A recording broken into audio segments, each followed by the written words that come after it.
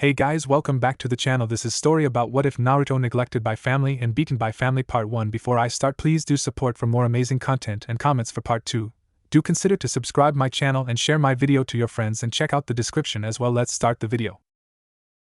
It was a beautiful day in Konoha 12 years after the Kyuubi attack, and at the Namikaze household we find a tall spiky blonde-haired male standing next to a red-headed woman looking fondly at their daughter Narumi, the Kyuubi Jinchuriki. It didn't even cross their mind when Naruto walked in the door with scratches and bruises forming all over his arms and face. His black shirt was torn and his face carefully neutral. No one needed to know what he was thinking. Seeing his sister and parents celebrating her birthday with a large cake and an even larger pot of what smelled like ramen behind them, he didn't even feel jealous anymore. Narumi was smiling at her parents while opening the presents next to the cake. She didn't even notice her brother staring at her back. Just like her parents, she didn't notice him. The door was well maintained, so when Minato, the father, came back from the Hokage's office, he didn't make any noise opening the door to the house. Of course, it was to Naruto's benefit as well. After walking home from the beatings and just wandering around the village, sometimes staying away from his family, or just staying outside to explore the village. Now all he had to do was get to his room and fall asleep after locking the door. Of course, couldn't have his parents, or his sister to wander in his room and wonder why he had all these books and scrolls after all. Walking up the stairs, he only heard what he needed to. "Happy birthday, Narumi," coming from both of her parents. They might have been twins or he just might have been adopted. He didn't know. Either way, it was best to keep quiet around them. He had read enough books and scrolls and heard enough times from the civilians to know why everyone hated him. Sure, he might have been the Kyuubi or the one that contains the monster. That would surely warrant enough hate from the civilians. There was only one problem. He didn't have a seal on him. He had checked after researching for a week straight. When he was 6, he had found the incident about the Kyuubi and read enough about sealing to figure out why the civilians kept calling him demon or demon spawn. The clans didn't though. The Uchiha, well, they participated in most of the beatings. He knew because he could see the read eyes with the commas in the eyes of his attackers to know they had participated. He had read about all the clans in the library, wanting to know more about the styles and the people of the village he lived in. Now, even though his parents and classmates mostly ignored him, he preferred it that way. He flourished when he was by himself to study and gain what he called important knowledge, strength, friends when he could get some anyway. Finally, he was upstairs away from the noise and into the quiet. He liked the quiet. It was nice. It didn't do anything to him. It assured him there was no one nearby. Now he should focus on his studies. Sighing, he went to his desk and brought out his homework, a history write-up on the Hokages. Well, better get started then. That in mind, he started writing his history paper on the Hokages. Waking up, he got up and got ready for the academy. After putting on his clothes, he stood in front of his mirror looking himself over. He wore dark A&BU styled pants with pouches in them to hold things for him, dark blue and black shirt, shinobi sandals, and finally his backpack that had his homework in it with some other stuff he might need. Half an hour later, he stood in the door, and like his footsteps and very presence in his house said, "I'm leaving." No one replied, but he always said it, waiting for the day someone replied.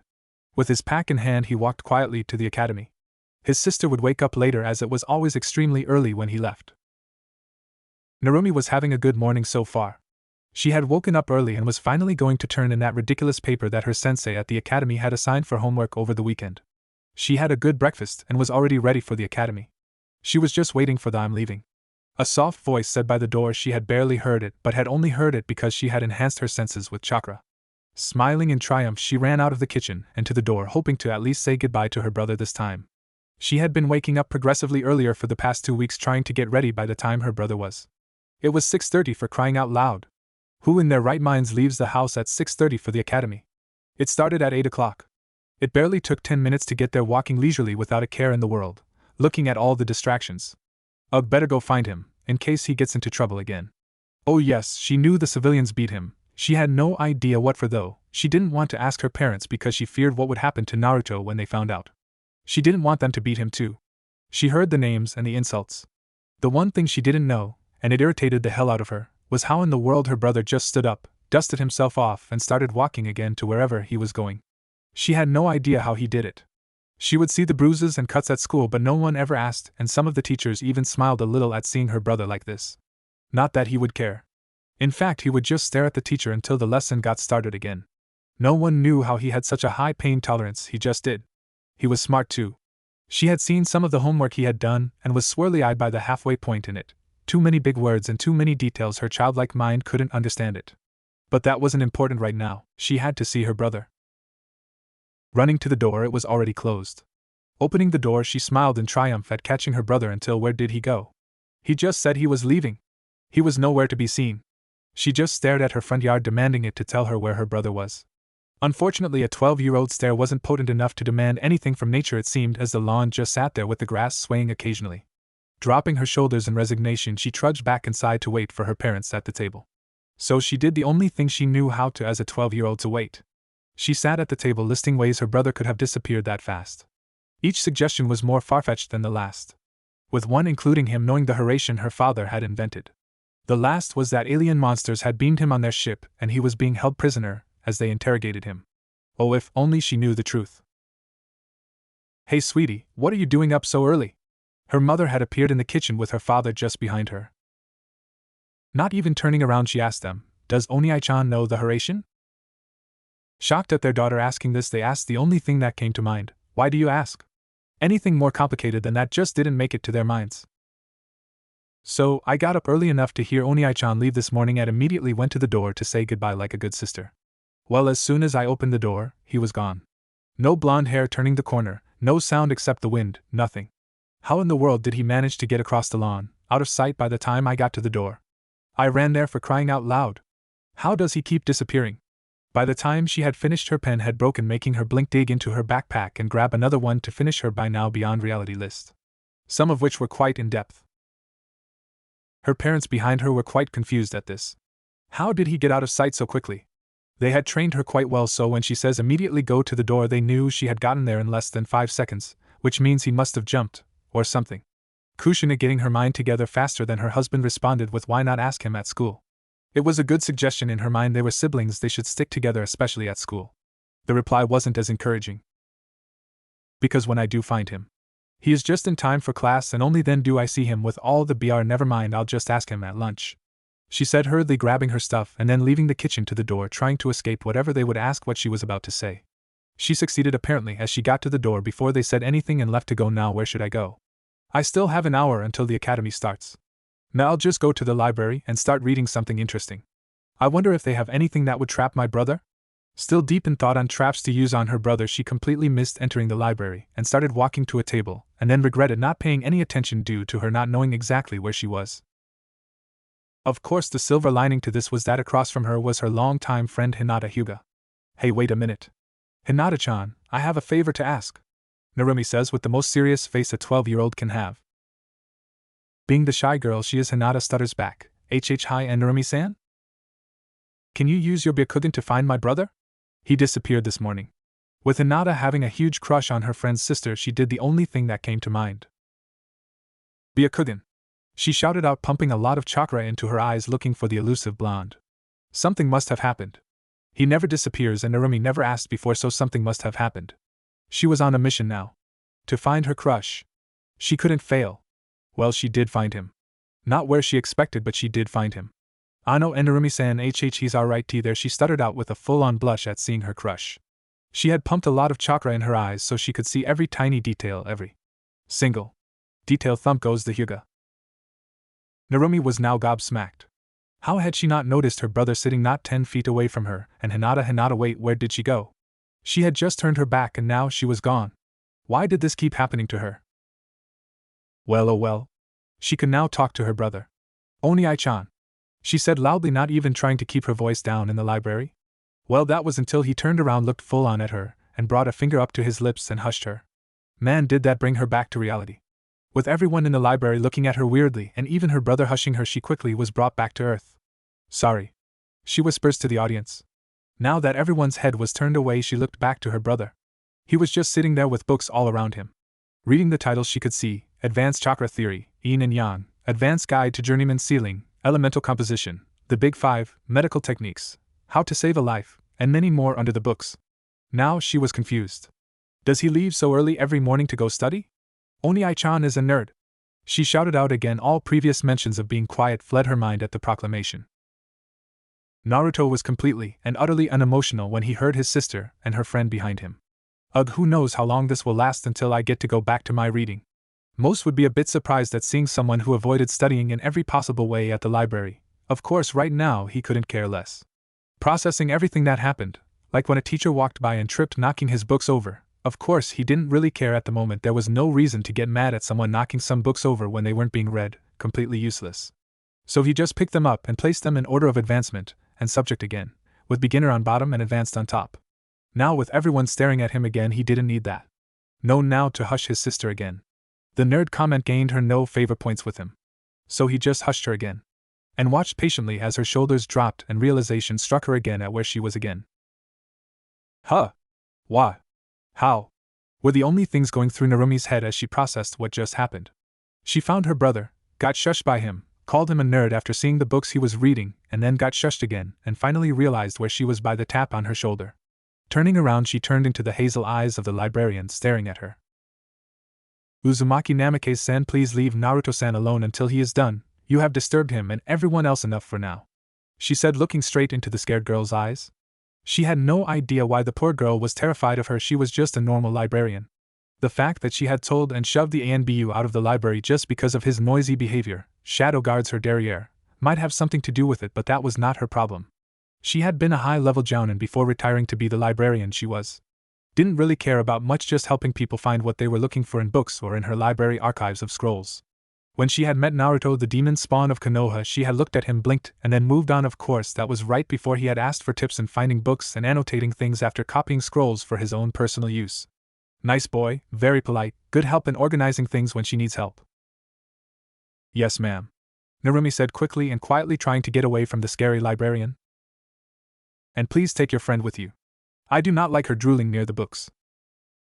Yes, ma'am, Narumi replied, not even caring about being ordered around. That woman was scary. Looking over the table at her friend, she found her on the floor with a dazed and happy look. Why did she look like that? Never mind, just got to get her and myself out of here. With that in mind, she picked her up and carried her out of the library. Of course, it was now 7:30 from wandering around the village and the library happenings, so to the academy. Besides, it was graduations today. Finally going to become a fully fledged shinobi. Thank you again, Naruto-san, for your help in returning the books, but shouldn't you get going? It's almost time for the academy to start, the librarian said.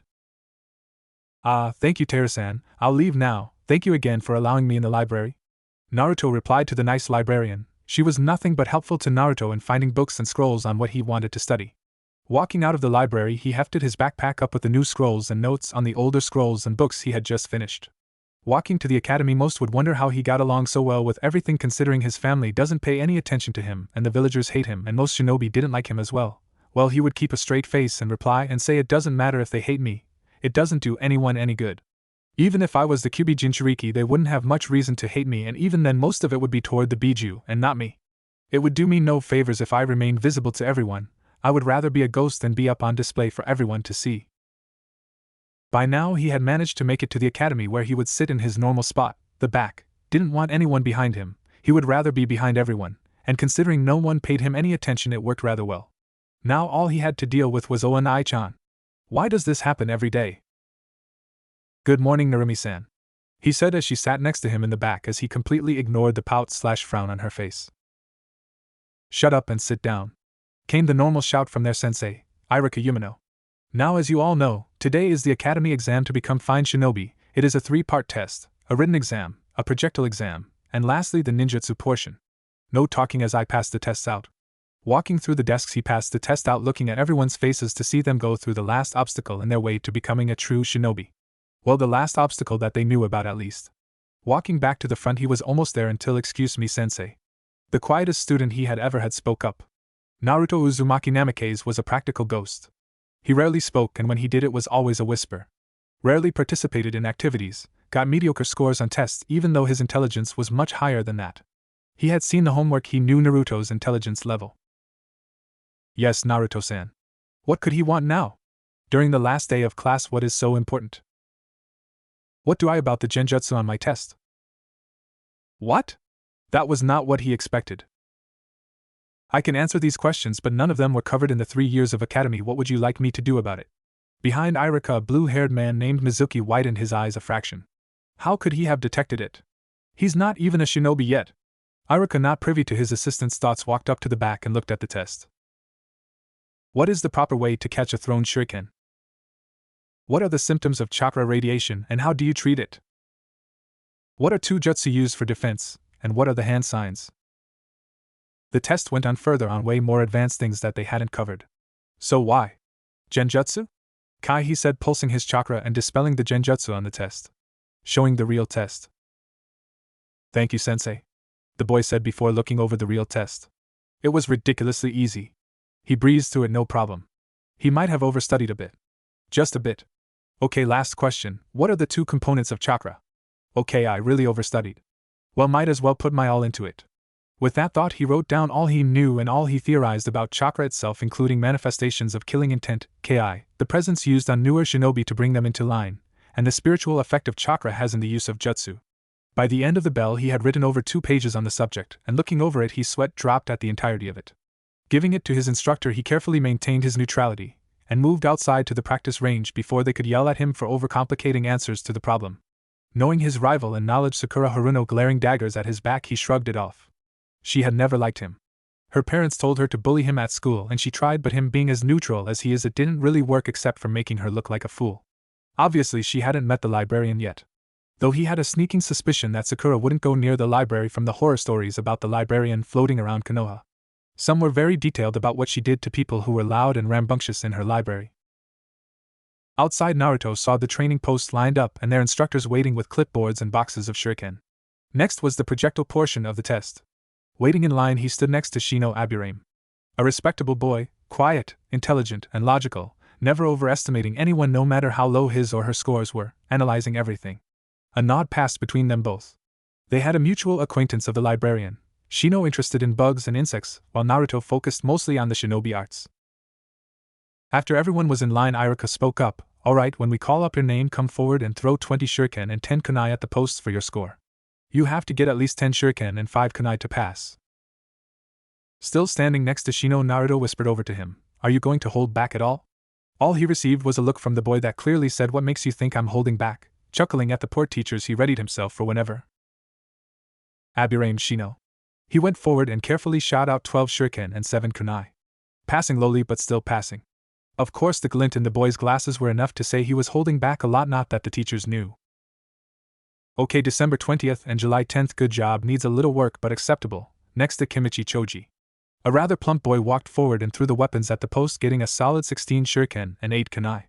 16, 20, and 8 out of 10, nice job, Choji. Next up, Naruto stopped listening and started thinking up who would be put in whose squad if they passed. The villages needed a good tracking or capture team to chase down criminals, so a Hyugas to find and incapacitate, and an Inuzuka for their sense of smell. Also, their Niken partners were very useful in the battlefield, and an Aburame could be used for a larger area, and their insects to drain an opponent's chakra for easy capture. The next Ino Shikacho combo was a for sure. Their parents always did things together, and always brought their kids along for the ride. Of course, Ino Yamanaka, a blonde-haired girl with a large bang covering one eye, was a fangirl, but that could be fixed with training. Naruto Uzumaki Namikaze. Hearing his name, he walked up and thought about how many to hit, so he did what he thought was passing. Perfect score. Iruka was shocked. This had never happened before. Was he holding back beforehand? Last up was the pretty boy Sasuke Uchiha, who thought everyone should bow down to him because of his clan name alone. Sasuke Uchiha. Score 19 out of 20 and 10 out of 10. Well done, Sasuke. And no, I did not go in alphabetical order. No, I don't care about it either. Okay, lastly, the ninjutsu portion. Before we go inside, does anyone have any ninjutsu to show off before the test for extra credit? Iruka called out to everyone listening. Of course, Sasuke, being an Uchiha, did the extra credit and breathed out a fireball, much to the fangirl's amazement. If the U's and AHS heard were any indication. Thinking about it, it couldn't hurt to have a bit of extra credit, so Naruto raised his hand and was called forward. Which to choose, which to choose. Alright then, Futon, great breakthrough. He called out just barely above a whisper, causing a great wind to blow the targets away from him. Nice job, Naruto-san, you get extra credit. Is that all? All in all, the clan heirs had jutsu from their clan, and Narumi had the chakra chains from her mother. After writing the extra credit down, Iruka brought the kids inside and started working on the Academy 3 tests. The list was reverse what came from the projectile test, so Naruto went second after Sasuke came out with a smug smirk with his forehead protector on his forehead shown off for all to see. Naruto went in next. In the room, Iruka and Mizuki were waiting for him in chairs with an extra chair 10 feet away.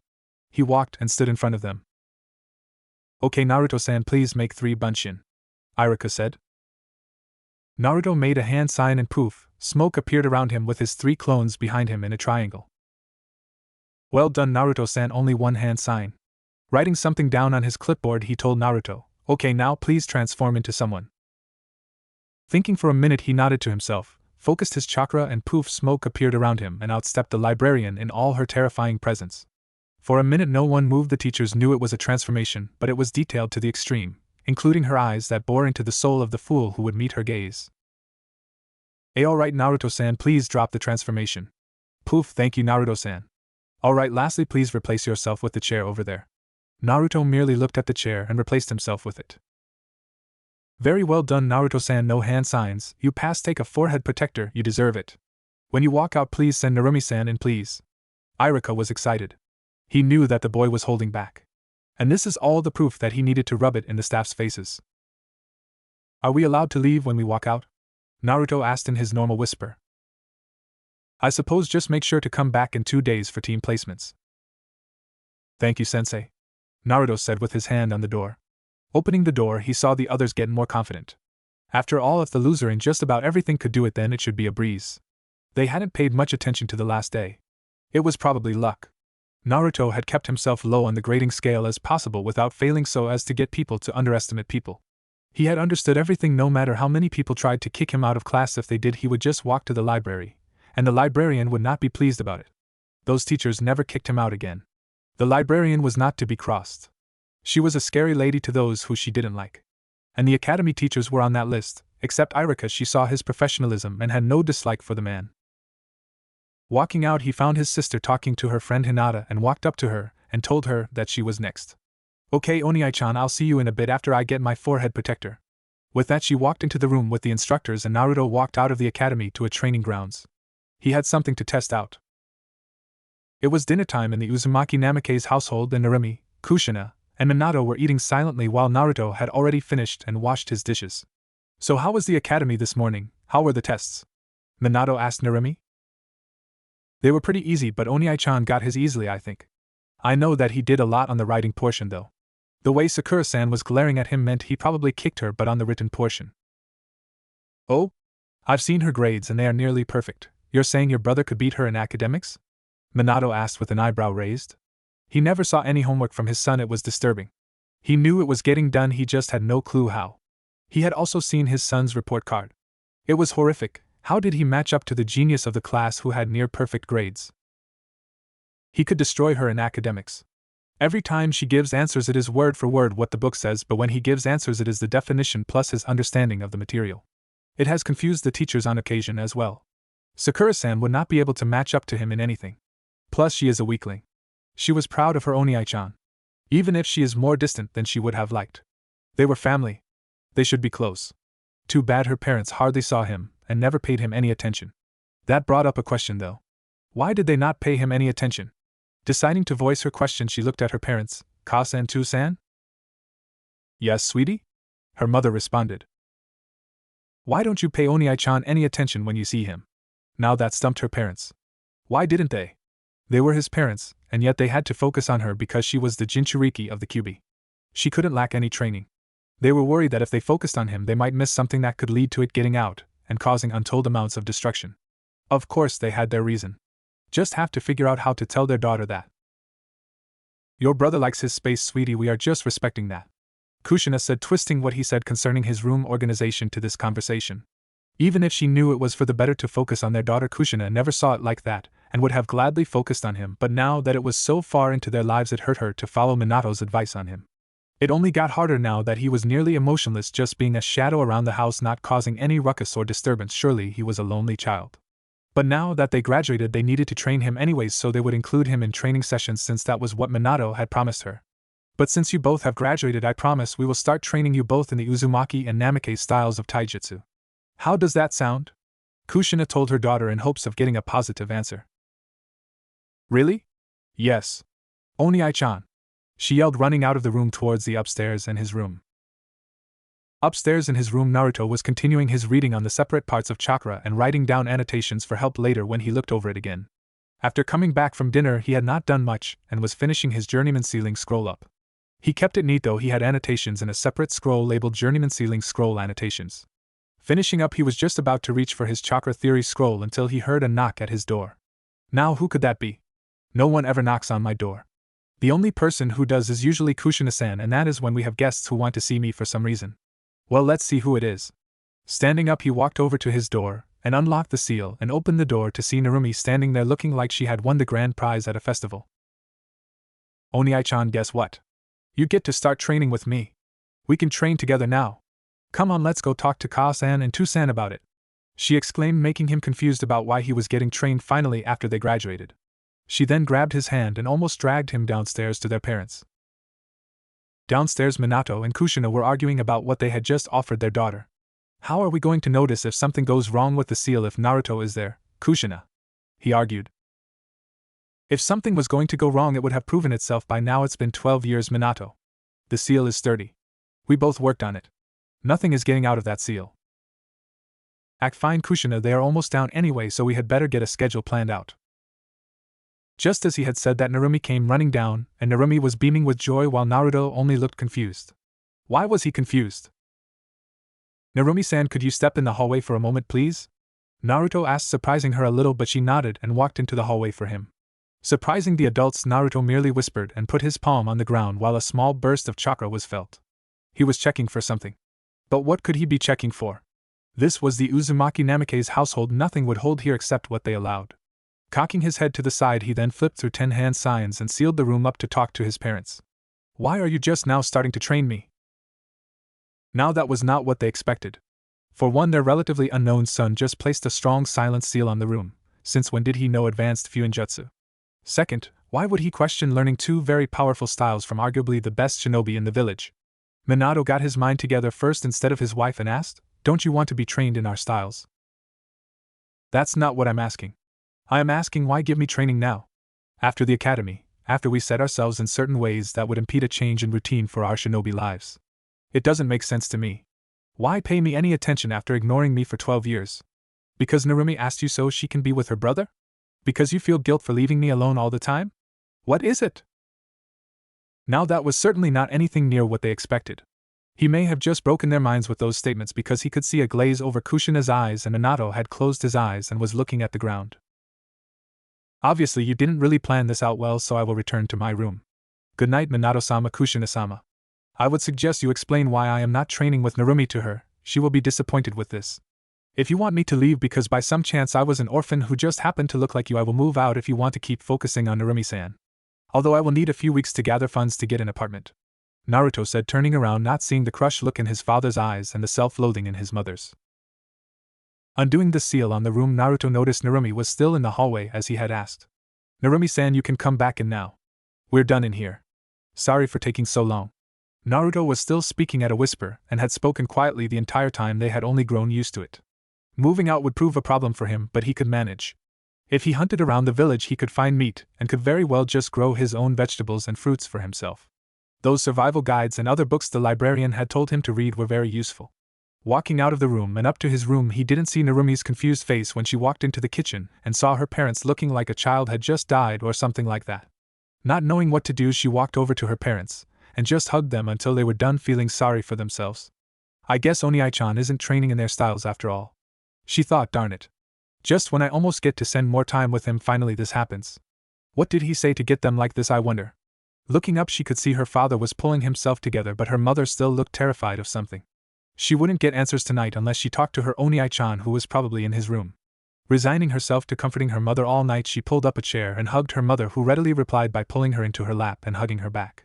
Yup, no answers tonight, she thought while keeping a hold on her mother and trying to comfort her. It had been 2 days since that talk, and some things had changed. For one, Kushina was up and ready at 3 a.m. in an attempt to talk to her son before he left. It turned out he woke up at 4 and was ready at 5:30. She started to hold him back a bit during breakfast to talk to him more and get to know him better, which he appreciated but was still confused by. It was now the team placements, and Kushina was talking to her husband about the teams. I'm telling you, Minato, put them in the same team with Miko-chan's son, that way they will be the best and have each other to rely on. But why Kushina? Sasuke and Sakura would be better if it was that. Besides, they are needed for the reformation of Team 7, the weakest and the strongest, balancing everything out. The team should be Sasuke, Sakura and Narumi. Those are the top, middle and lowest students. Are you telling me my daughter is the lowest student in the academy who graduated? Kushina asked with ki rolling off of her in waves, scaring her husband a little. No. Narumi is not the worst, she is the middle. Sakura is the worst with the physical stats. I went over the reports yesterday and Narumi was right when she explained the difference between Sakura and Naruto. Oh, speaking of Naruto, look at this. He handed over his academy graduation paper, including the extra pages, trying to change the subject and not get the crap beaten out of him for insinuating that their daughter is the worst student. Kushina started looking over the paper and was mildly surprised at the level of thought in the answers and had to believe her daughter on the difference between him and anyone. His understanding would crush a Jounins at this point. And then she got to the last question. She started reading and by the end of the answer was in utter shock at the entirety of the answer. It had A and BU level answers in chakra theory that was only used by the people who wrote the books/scrolls on chakra theory. And it was easy to read too. Almost like he didn't want to confuse someone when he wrote it. Then again, she did say he had confused the teachers sometimes, so that might be why. Minato, how in the world did he come up with this? I have no idea. Most jounin never get that far in chakra theory, and here it is an academy student knowing it, and having his own opinion on chakra, emotion and spirit effects in jutsu. Naruto is by all means the top in academics, however. His grades do not reflect that at all. His grades pretty much say he is an idiot, yet there is proof that he isn't. There is also a note that he refused to use the academy taijutsu katas. I don't know what to make of any of it. His grades say he is stupid, yet his work says he is a genius. We know he is good at Fuinjutsu because of the silencing seal a couple days ago. He knows wind style techniques from somewhere. We need to ask him where he learned everything. If we had two more like him, we could have a team of geniuses, and yet I doubt anyone could match him in knowledge or jutsu. If his theory goes for anything, then he probably knows a lot of jutsu that uses them, he added, seeing his wife's confusion and knowledge of jutsus. True, why don't we ask him after the team selection? His wife suggested. Alright, now just where to put him? I have an idea, Kushina says with a smirk on her face, knowing her son would like it. I have a bad feeling about this, Minato thought before she explained her idea.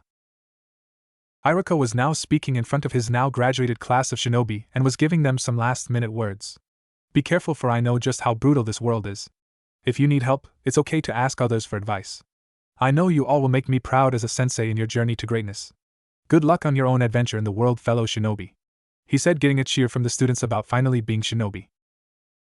Now for team arrangements. Team Naruto zoned out by now and was focused on his new scroll the librarian had given him. It was focused on wind nature chakra and theory and how it worked. He was reading for a few minutes until he heard familiar names: 7, Narumi Uzumaki Namikaze, Sakura Haruno Thump Goes Narumi, and Sasuke Uchiha. Q Fangirl Screech, and another thump from Narumi. Team 8, Hinata Hyuga, Shino Aburame, and Kiba Inuzuka. Team 9 is still in use, so Team 10 is Ino Yamanaka, Shikamaru Nara, and Choji Akimichi. At this point Naruto was getting confused. There had never been a one-man cell before, and he was all that was left for the teams. Also at this point a chunin that Naruto had seen at the library walked into the room and handed Iruka a note. Iruka looked at the note, and quietly argued with the chunin before resigning and speaking loud enough to be heard. And lastly, Team 11 is a one-man cell of Naruto Uzumaki Namikaze. That caused many raised eyebrows and loud responses from the fangirls of the class, arguing why Naruto was a baka and would need a team while their Sasuke-kun wouldn't. Quiet. This was a decision made by the Hokage. If you want to change it, take it up with him, not me. Iruka-sensei? The person in question asked. Yes, Naruto-san? Does my cell have a sensei, or can I go speak with the Hokage now to see why he wanted this? You do have a sensei. In fact, you have multiple senseis right now. But you should go see the Hokage. It would probably clear up any confusion you have. And I have too, but I probably won't get to know, he thought to himself. Naruto then nodded to Iruka and left to the academy to see the Hokage. After naming the teams, a few jounin started walking in and grabbing teams. Soon only Team 7 was left, with Narumi taking a page out of her brother's book and reading a scroll to ignore her teammates. Though after thinking about why they were left alone, she put the scroll away and tried to get a conversation started between them. So who do you think our sensei will be, Sakura? Narumi said, trying to be civil to the fangirl and brooder. I don't know, Narumi, I just hope that whoever it is, they get here soon. I don't want to wait any longer. Sasuke-san, any ideas? HN. Two very different reactions happened to this. One, Narumi just stared at the male, completely ruining her attempts at conversation with a single syllable. She was also a little peeved. 2, Sakura swooned at her crush's behavior and coolness. Not even a second after that, the door opened to show a head sticking with gravity-defying silver hair and a mask on, with his forehead protector covering his left eye. His first glance at his team is Narumi looking irritated at a brooder, while the pink-haired one has hearts in her eyes looking at the brooder. And the brooder was just brooding. Well, my first impression of you is, I hate you already. Meet me on the roof. With that, he vanished in a swirl of leaves. All three trudged up to the roof. On the roof, we find the spiky-haired Jounin and the 3 genins of Team 7 all sitting in a row. Now that we are all here, why don't we start introducing ourselves with likes, dislikes, hobbies, dreams, etc. I'll start. My name is Hitaki Kakashi. I have some likes and some dislikes, and I have hobbies that you don't need to know about yet, and as for my dream, never really thought about it, he said, finishing with his eyelid turning into an upside-down U that Narumi could only think was the masked man's way of smiling. Though her teammates were thinking something else, she was thinking, is that a smile for a masked man? And they were thinking he only told us his name. Now why don't you introduce yourself, Pinky? Bristled a little bit, Sakura started to introduce herself. My name is Sakura Harino. My likes are who I like is, stares at Sasuke giggling. My dreams are, stares at Sasuke giggling. My hobbies are, stares at Sasuke giggling. My dislikes are Ino Pig and Naruto Baka. She said, finishing with a huff while Narumi frowns at the girl but kept her silence. Her brother would show just where her place is. Okay, next brooder. My name is Sasuke Uchiha. I have many dislikes and few if any likes. I don't have a dream to chase but 2 ambitions that I will complete. I have no hobbies other than getting stronger to obtain my ambition. 3 different reactions happened to the Uchiha's proclamation. 1. Narumi just sat there with a forced smile thinking of getting her dad to put her on a different squad. 2. Sakura was again swooning at the coolness of her crush. And 3 was Kakashi's blank face taking in the revenge-driven brooder. Getting over the sheer awkwardness, Kakashi motioned for Narumi to take her turn. My name is Narumi Uzumaki Namikaze. I like training and spending time with my Oni-chan when I can. I dislike idiots that can't tell the difference between the past and the present, people who are jerks to people who haven't done anything wrong. My hobbies are training and spending time with my friends and family. My dream for now is, well, it's not important right now, she said, as her dream was a little selfish, and she didn't want her new team to think her selfish for a stupid reason. Alright, well, now that that's done, why don't you all meet me at Training Ground 7 at 6 a.m. for the Genin exam tomorrow. And before anyone could say anything about the academy exam, he poofed away. Narumi, do you know what he meant by the Genin exam? We just took one, didn't we? Sakura asked after he had left. No idea. Why did you ask me? Narumi asked, a little peeved at the so-called academic genius asking her. Your dad is the Hokage, right? Shouldn't you know this stuff already? How would I know if he doesn't tell me? This is the first time I have heard of it, Narumi said, and before Sakura could argue left the roof in search of her brother. So then what am I, Hokage-sama? Naruto asked the man sitting in front of him. If I am not reserves, what am I? Considering Iruka said I have multiple senseis, and I can only imagine you giving me to the other rookie senseis as backup on missions to earn mission credit on my file. If that isn't it, what I am, then what am I, Hokage-sama? Naruto whispered as he looked at the blonde man in front of him and red-headed woman smiling at him next to the blonde man. Yes, that is the gist of it. You will mostly be training yourself to fit in any situation, but there's one technique I want you to learn first, the Hokage replied, smiling at his son. Very well. What technique is it? Naruto whispered with, as always, the quiet whisper-like voice. The shadow clone technique. It will help with the time it takes to learn things and give you more use to bond with teammates. To get to know them more and to plan things farther in advance, if you get that far with them, that is. The Hokage added, seeing his son's lost expression. Naruto nodded, then looked to him and asked, when may I get started on training? Now, Kushina-chan, could you please go with Naruto to show him the shadow clone? The Hokage asked as Naruto saw why she was here. Sure, Sochi-chan, we are going to Training Ground 11. Do you know the body flicker? She asked. Receiving a nod, they both disappeared in a whirl of leaves. Bold move, giving him the shadow clone. I'm not sure whether to congratulate you on finally noticing him, or congratulate you on sticking one to the council's plea for him to be held back, a voice said from the right window. Was it that bad, sensei? Minato asked his sensei. You want the truth or a comforting lie? The toad sage asked. The truth, he said, knowing he might get chewed out worse than what his son did. You abandoned him to the village who hates him. I'm surprised that he's not raging and hating everyone in the village. If he went rogue, I would be obliged to hunt him down, but he would have every reason to go rogue. No amount of loyalty could keep someone in a village full of people who hate him and hates everything he does. And there were moments I thought I would have to as well. Thankfully, he met the librarian and is now probably going to be one of the strongest shinobi in Konoha. But I have no idea if he will ever call back his emotions, though. He pushed them to the side, knowing that if he kept them, he wouldn't be able to not hate people. And the sad thing is, I didn't notice it. The librarian pointed it out to me. She pointed out a lot about him. If I didn't know better, I would say Itachi would have a serious competitor for his potential. Jiraiya said to Minato, getting him to lower his head in shame. We couldn't leave Narumi alone, Jiraiya. She is the Kyuubi's container. We had to watch to make sure it couldn't get out. And in doing so, you left your son to deal with hatred, Jiraiya said, getting a flinch out of the Hokage. Enough about that for now. What I want to know is, how does this librarian know so much about him when he is almost a ghost everywhere else? Minato asked, revealing a large curiosity of his. The librarian is a 40-year-old woman known for her intelligence and categorization. When the war ended, she built a new library with 2 sections in it. The first section has many stories and novels used mainly by civilians. The second section is categorized into branches, with nin, gen, tairyu, ken, and other jutsu used by shinobi, with scrolls meant for control purposes, and scrolls on fuinjutsu as well. That doesn't exactly tell me how she knows my son so well, sensei. Isn't that what you should ask him yourself? You already left him alone for 12 years. How much longer is he going to have to wait? Jiraiya said, looking at his former student seriously. If you're so worried about him, why don't you ask him yourself? Minato asked, a little irked by his sensei. I tried. Let's just say it didn't work, Jiraiya said a little sheepishly, remembering what happened. Flashback. Naruto was in his room when a knock came from the door. Walking over, he opened it to see a big man with a large white mane of hair falling down his back. Hey Naruto, what are you doing all by yourself? The big man asked. I apologize, but I don't know who you are, Naruto whispered, closing his door. But it was stopped by the big man's hand in the doorway. Hold on there, Naruto. I am Jiraiya, the epitome of manliness. I fall for no woman's wiles. When you're me, you only need to flash that sexiness to have women fall at your feet. The great toad sage of Mount Maiboku. Jiraiya, he said, introducing himself to the young boy. The sad thing was that Naruto had no reaction to his introduction, only looking with an emotionless face, causing him to cry on the inside.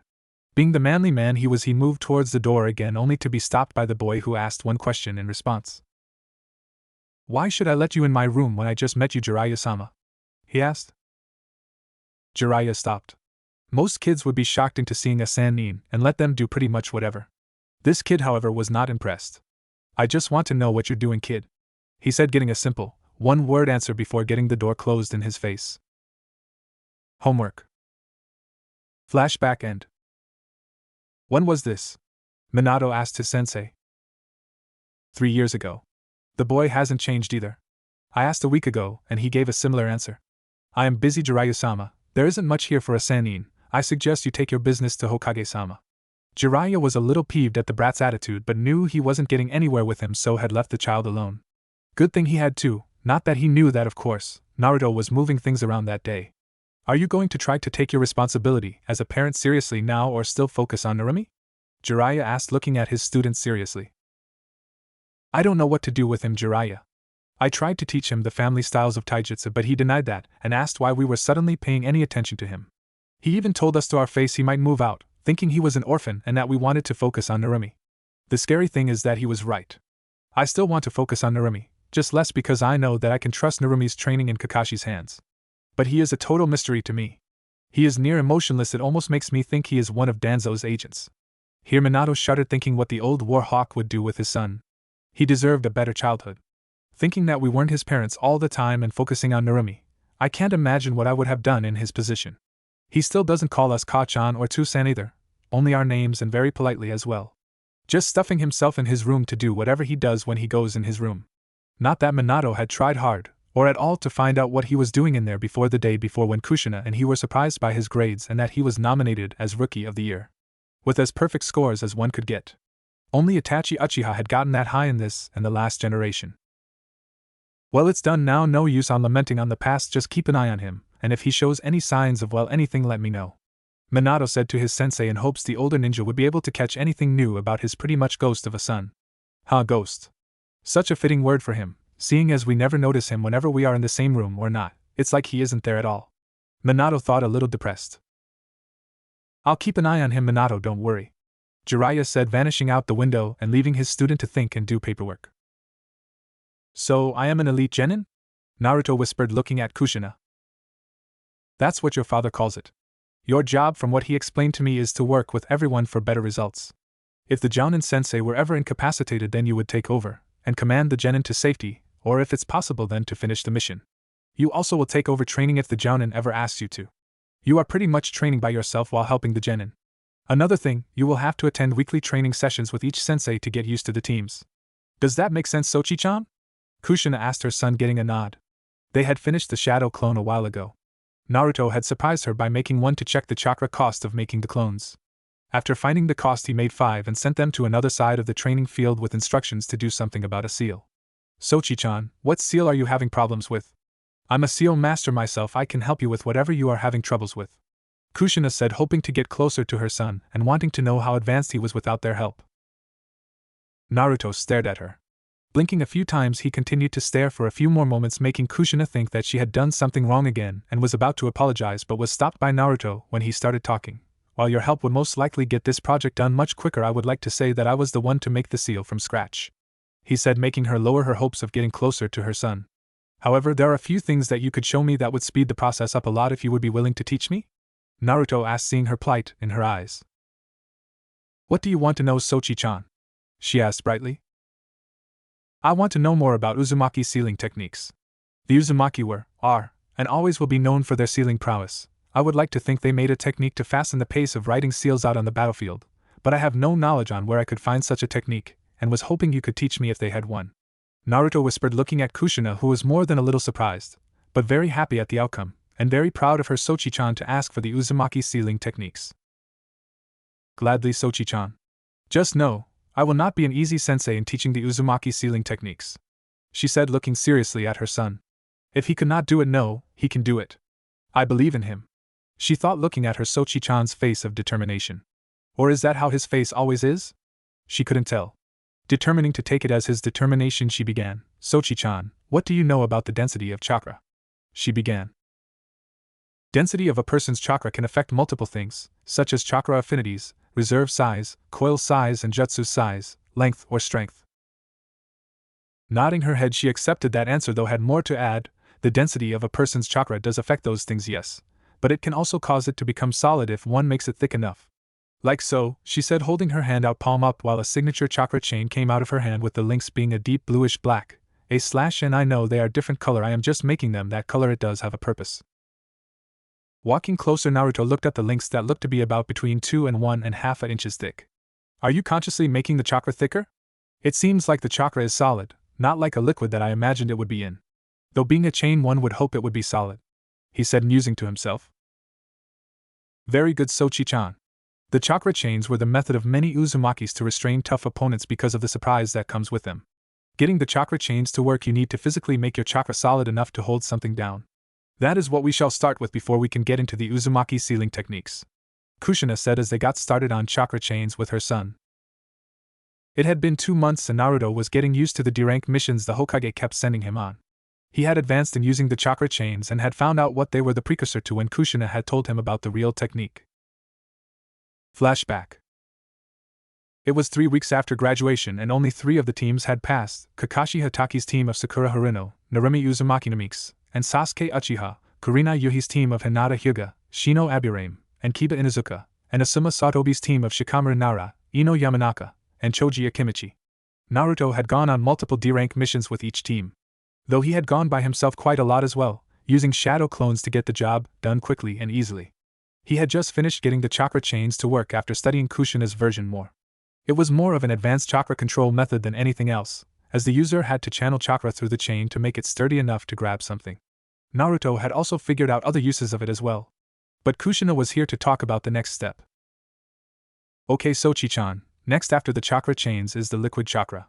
While it is usually easier to use the liquid chakra for the real technique, it gives you the right mindset and control needed to form the next step of the Uzumaki sealing. Use your chakra as a fluid. Let the ground be your paper and your chakra as your ink. Channel your chakra and control its flow on the ground to form whatever seal you want to write. Keep the image in your mind about what seal you are making to keep double-checking your work as you go. She kept talking as she knelt down and channeled chakra for the real technique. The chakra leaked out and spilled on the ground, looking a bit brighter than the chains were in color. Now it was a sod of bluish-green in color snaking along the ground as she formed a simple seal on the ground in front of her.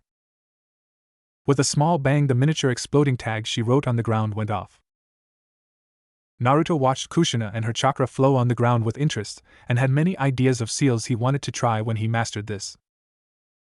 Flashback end. He had enough D rank stored to try out a C rank but knew he shouldn't in case something happened on it, which would need more than him on the mission. He was very cautious considering he'd gotten out of the academy only 2 months prior. He had done a number of training sessions with each team as well and found that each team had their faults, and each team was a bit lazy. Kakashi's team only worked on teamwork that wasn't there because of the personality dynamics. He had sparred with them each and all together, and only Narumi and Sasuke ever truly attacked him, though Sakura's screeches could count as an attack if it got to your ear.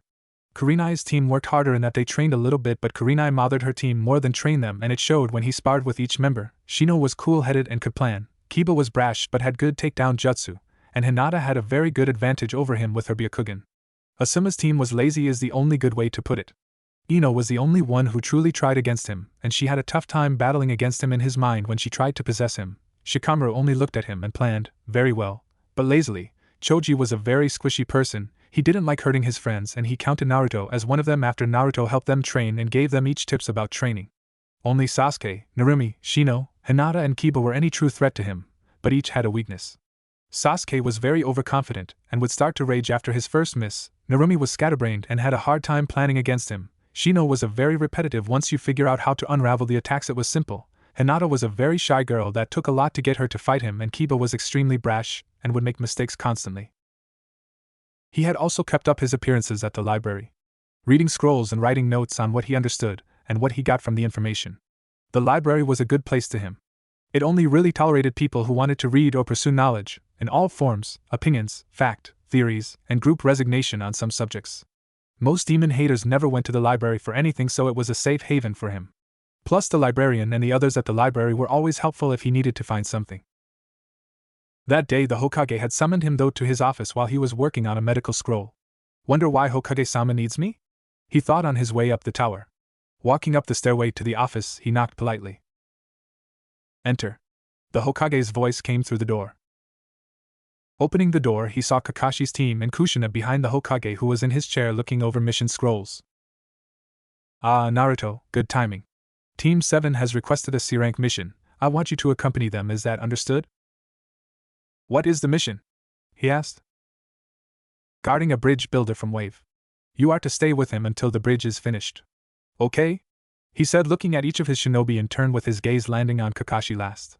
Getting nods all around even if it was reluctant from the Haruno, he continued, okay, you will meet the client around 10 am at the village gate tomorrow, understood? Getting more nods, he only had one more thing to say to them. Everyone is dismissed. The next morning found Kakashi by the gate with Tazuna, who by the time he saw the team was less than impressed. This is my protection?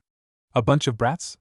The pink one looks like she would fall over at the first sign of trouble. The dark-haired one looks like he couldn't do anything without help. The other girl looks weak and would fall over at the first hit. And Mr. Silence looks like he could use a lesson on how to talk to people. He said, listing them off. Of course, Narumi was never one to accept insults from anyone, and tried to fly at the man only to be held back by her and Ai-san. Glaring at her brother for holding her back, she only saw the neutral expression and his whisper of it's not nice to attack someone just because they insulted you. Be the better person, he said, looking at her. Still glaring at her brother for being so neutral, she went and stood next to her sensei. Well, when are we leaving? She asked, a little irritated that she not only had to stay longer but got lectured by her brother. Well, are you ready, Tazuna-san? Kakashi said. Yeah, just keep me safe until I get the bridge finished, Tazuna said. As they walked out of Konoha, Naruto couldn't help but remember the warning given by the librarian when he went there last. Flashback. Uzumaki Namikaze-san, please come with me for a moment, the librarian asked him with a calm expression. Nodding, Naruto followed her into her office, where she usually kept a few hundred scrolls for personal use or for other seekers' usage. He had the privilege of seeing a few of those scrolls and what they contained. The room was lined with seals for privacy and storage in case she needed privacy or something she hadn't used in a while. Naruto knew she hardly ever used those seals, mainly because they were absolute. No chakra or vibrations could leave the room once the seals were active. Didn't matter if the door was open or not, with those seals active, nothing, no sound, and no chakra left the room until it was deactivated. No listening seal worked either. He helped design it, with help from other library members who were interested in the project. Most listening seals were used as a microphone that sent signals to the other end of the seal, so in shutting off any chakra from leaving the room, those seals were defeated. Also, there were seals that only recorded sound and then played back what had been recorded after grabbing the seal and playing it in another secure room to tell what went on. The seal that was designed worked like a bubble around every person in the room connected. No sound could be heard from inside the bubble, or could any uninvited listeners spy on the meeting. This aspect defeated any recording seal anyone could bring into her office. In applying this seal, the people within the seal bubble could accurately attest to the strength of the seal by the bubble of distorted area around them, like a heat wave passed through the area. The seal took a fair amount of chakra to use, but it had a very, very large battery. Every time a seeker, writer or a reader entered the library, they got their books and or scrolls and started channeling chakra into the seals on the underside of the tables. The seals worked like a charm against anyone spying either, as it distorted a lot of things including the Byakugan and Sharingan. The Byakugan couldn't get past the bubble of chakra to read the lips, and the Sharingan couldn't either, again because of the fact that the office had no windows, and once the seals were active no vibrations could be detected by ear or sight in the air around the door, since the bubble hovered a few inches before the door to stop said dojutsus. So whatever was said could be said in almost perfect knowledge that they were safe from spying. So I'm leaving the village for a while. On a mission to Wave, Naruto whispered. Narrowing her eyes at the location, she started instructing him in some things. While you are there, look for a girl named Tina. She dropped off the grid a while ago after she went there. She is a seeker and a very good one. You would be doing the library a favor if you found her and brought her back. I will of course update your account if you find her. Do not underestimate anything there. Tina is a Chunin level seeker, be careful. If something happened to her, it was beyond her capabilities of dealing with. I'm sure I don't need to tell you how wary you need to be when in that country. Also, as a bonus, if you are able to, then please find the ruins of Yuzushiogakure, view the scenery, and place a library marker for future reference, she said, finishing her instructions. The library marker was a beacon for library shinobi that was placed when someone high up in the library system had an interest in something and wanted to go there for future investigation, like the ancient forests in Iwa, or the healing springs in Suna, or maybe the insects and other strange flora or fauna. Nodding his head in silence, Naruto took everything in as the librarian smiled softly at the child who had done quite a bit to help the library. They were in his debt for getting a few seals ready for use. He had been commissioned for different seals by many people for different use, such as an invisibility seal, or a chakra suppression seal to use for prisoners. He had a lot of work to do. He couldn't wait till he had enough saved to move out. Then he could wholeheartedly start working on his seals and what he truly wanted to work on. Flashback end. Walking along the road, Naruto noticed a puddle on the road in contrast to the clear sky they had been having for the last few weeks, and deadpanned at whoever was in there. Note, his deadpan expression is very similar to his normal face. The only difference is the more annoyed expression in his eyes. Silently he substituted himself for a clone he had following them, and kept watch over what happened. It happened in a blur of motion for the genin, excluding Naruto in the trees. Two blurs came up from the puddle with huge metal claws around different arms and a chain connecting the two. Moving quickly, they dashed forward and wrapped the chain around Kakashi and Naruto, who were quickly sliced into pieces and killed. At least that's how Team 7 saw it happen. Naruto watched as the two missing nin went directly toward the guy they were protecting, but Narumi and Sasuke reacted fast enough to deter them enough to save him. Sasuke used a kunai and shuriken to pin the chain to a tree, pinning them together while still linked by the chain. They both released the chain simultaneously and charged the brats who dared attack them. Sasuke was having a rough time taking his opponent down, as he was faster and stronger than the genin. Narumi was having an easier time than Sasuke, but still a rough time as she was trained by the Hokage. After a minute of fighting, the two brothers were simultaneously knocked out by Kakashi, who headlocked Sasuke's opponent, and Naruto, who merely chopped the back of Narumi's opponent's neck. Naruto stood behind his opponent as he looked over the man and his sister. Seeing a scratch on his sister's hand, he reached out for it, looking at her in the eyes. Giving her hand to her brother, Narumi was completely unaware of what was going on, as it was just a scratch. "Hey, what is that green stuff?" she thought to her tenant. Yes, Narumi knew all about the Kyuubi, except for, unlike her mother who kept it locked up tight, she got to know the beast actually trying to get to know him. He was still a jackass, but hey, it was getting better. He tolerated her presence now instead of just shoving her out of the mindscape.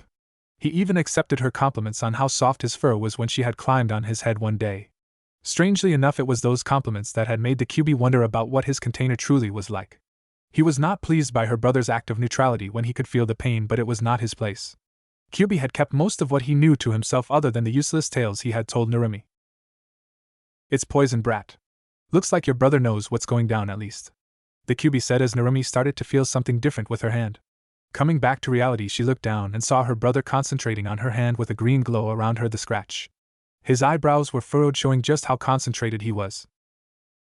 After a few moments, the green substance came out and Naruto used his medical chakra to take it off his sister's hand. Staggering back a few steps, Naruto took a few deep breaths before regaining his neutral facade. The looks on the Genin's faces were different, however.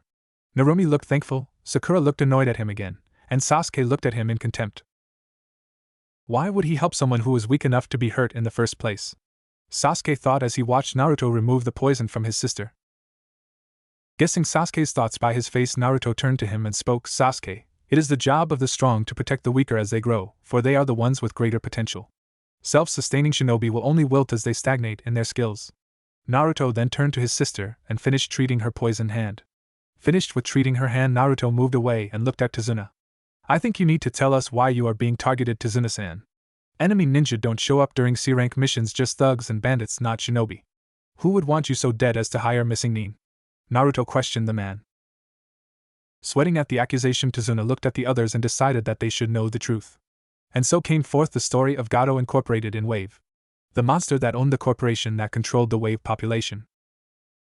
Since you lied about the mission, I have no choice but to return to the village for the kids' sake.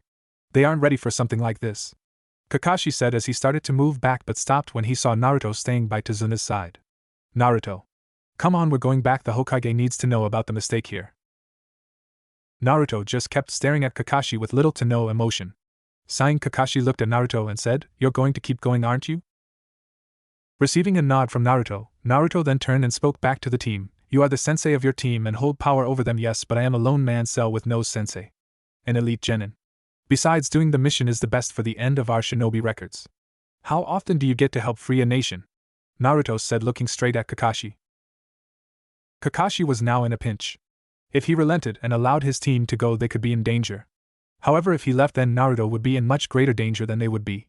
Neither decision would come without consequences, and pulling rank wouldn't work either because Naruto was a partner team in the mission, meaning if anything happened to them he would be responsible to finish it, and vice versa.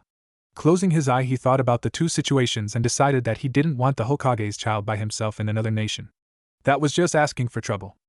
Smiling at Naruto, he responded to Naruto's stare, We will continue with the mission. Causing a mental cheer through Team 7. The rest of the journey to the water was simple as they didn't really talk much. Sasuke was brooding as usual. Narumi was looking along the road for any more traps, and Sakura wasn't paying anything besides Sasuke attention, and Kakashi was paying attention to his surroundings while reading his smut. Sakura had asked if there were any ninja in Wave and was answered with a no. Wave didn't have ninja, as only country with villages had ninja. Lightning, rock, wind, fire, water, grass, rain, and others had villages, though the big five, lightning, rock, fire, water and wind, were considered the top five, being the biggest and strongest with the Kages as leaders of their villages. Naruto, who already knew this and other facts about each country, ignored it and kept looking at the road ahead. At least he did until Sakura tried to insult him again. Why aren't you paying attention, Naruto Baka?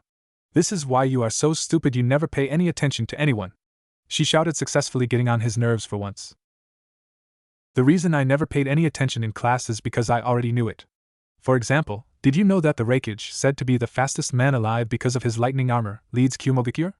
Kumo also has a lot of lightning specialists, being in the land of lightning, which upgrades their already deadly kenjutsu. Naruto whispered in a whisper-like tone that had ice in it.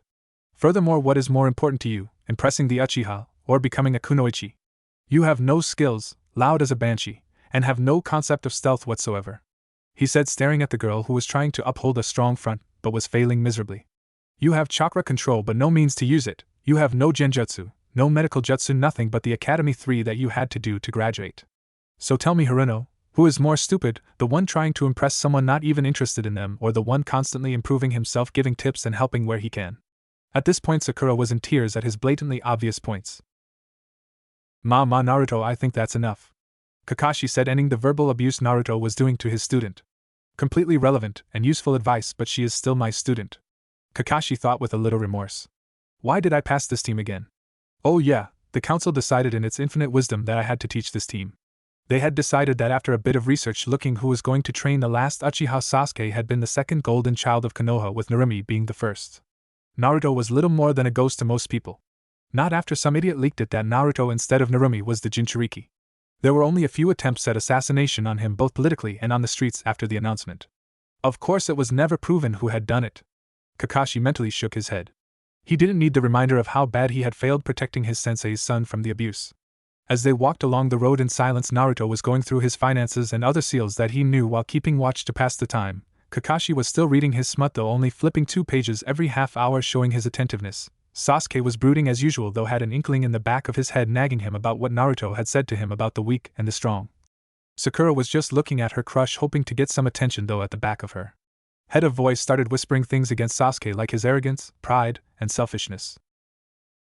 As they reached the water, a boatman sailed up and Tazuna talked to him and got them in the boat. Kakashi had to walk a ways because the boat didn't have enough room for him. Naruto switched with him after a while so he could rest. He didn't have infinite reserves after all. The genin were quite surprised that the Naruto could do so much that they couldn't. Why didn't Tusan and Ka-chan teach me that? Narumi thought, a little sad that she was still so far behind her brother. How is he walking on water? Sakura thought towards the blonde. She still couldn't forgive him for embarrassing her in front of Sasuke. How could that loser have such skill? I needed to destroy him, Sasuke thought in fury. Fufufa naughty Kasumi-chan. Were the thoughts of the leader of the team. Okay, so I have just enough for an apartment, but not enough to keep me fed after that. I am going to have to either start taking more missions or selling some seals to the library, or a shinobi-only store. Okay, next is seals, and so Naruto's thoughts kept going through his finance options and possibilities of seals with the Uzumaki way. Once they arrived at shore, they got off and were walking to Tazuna's house when they walked by a nearby lake, and the fog seemed to thicken a little around the woods. Suddenly Narumi threw a kunai toward a bush where a thunk was heard. Walking over to check it out, Naruto saw a bunny with a white coat. Frowning, he picked up the bunny by its neck and showed it to Kakashi, staring meaningfully at the coat. Widening his eyes, Kakashi shouted out, "Get down!" with Kakashi grabbing Tazuna and the genin hitting the deck. Not a moment later, a giant sword flew over their heads, slamming into a tree where Naruto saw just what he wanted to see. An eyebrow-less ninja with cow print pajamas. Oh joy! He whispered out. Unluckily Zabuza heard and snarled at the brat, who thought to insult him. Quiet you! You're not so smooth yourself either, are you? You can't be above genin at most. Zabuza shouted, releasing his full ki on the group, getting a passed out Tazuna. Narumi was quivering, Sasuke was shaking, Sakura was on the floor holding her head, a blank jounin, and a miffed blonde. Said blonde just yawned at the ki and looked to where the pajama ninja was. Because I don't believe it to be worth my time either. Let's just cut to the chase, shall we? You need Tazuna dead, we need him alive. The same individual, different states of being. Naruto whispered out, a little annoyed. Bantering was, while fun, a waste of time right now. Excellent idea, brat. Let's begin. Hit and miss technique. As he said that, thick fog rolled in and blinded the group, the conscious ones anyway. They got ready to counter whatever attack this monster could cause. Not even a week into the mission, and I am in charge, yippee. Thought one Naruto Uzumaki Namikaze. Naruto was now walking along a dirt road. After dealing with Zabuza and his water clones, Naruto had taken charge because Kakashi had overused his Sharingan and collapsed from chakra depletion.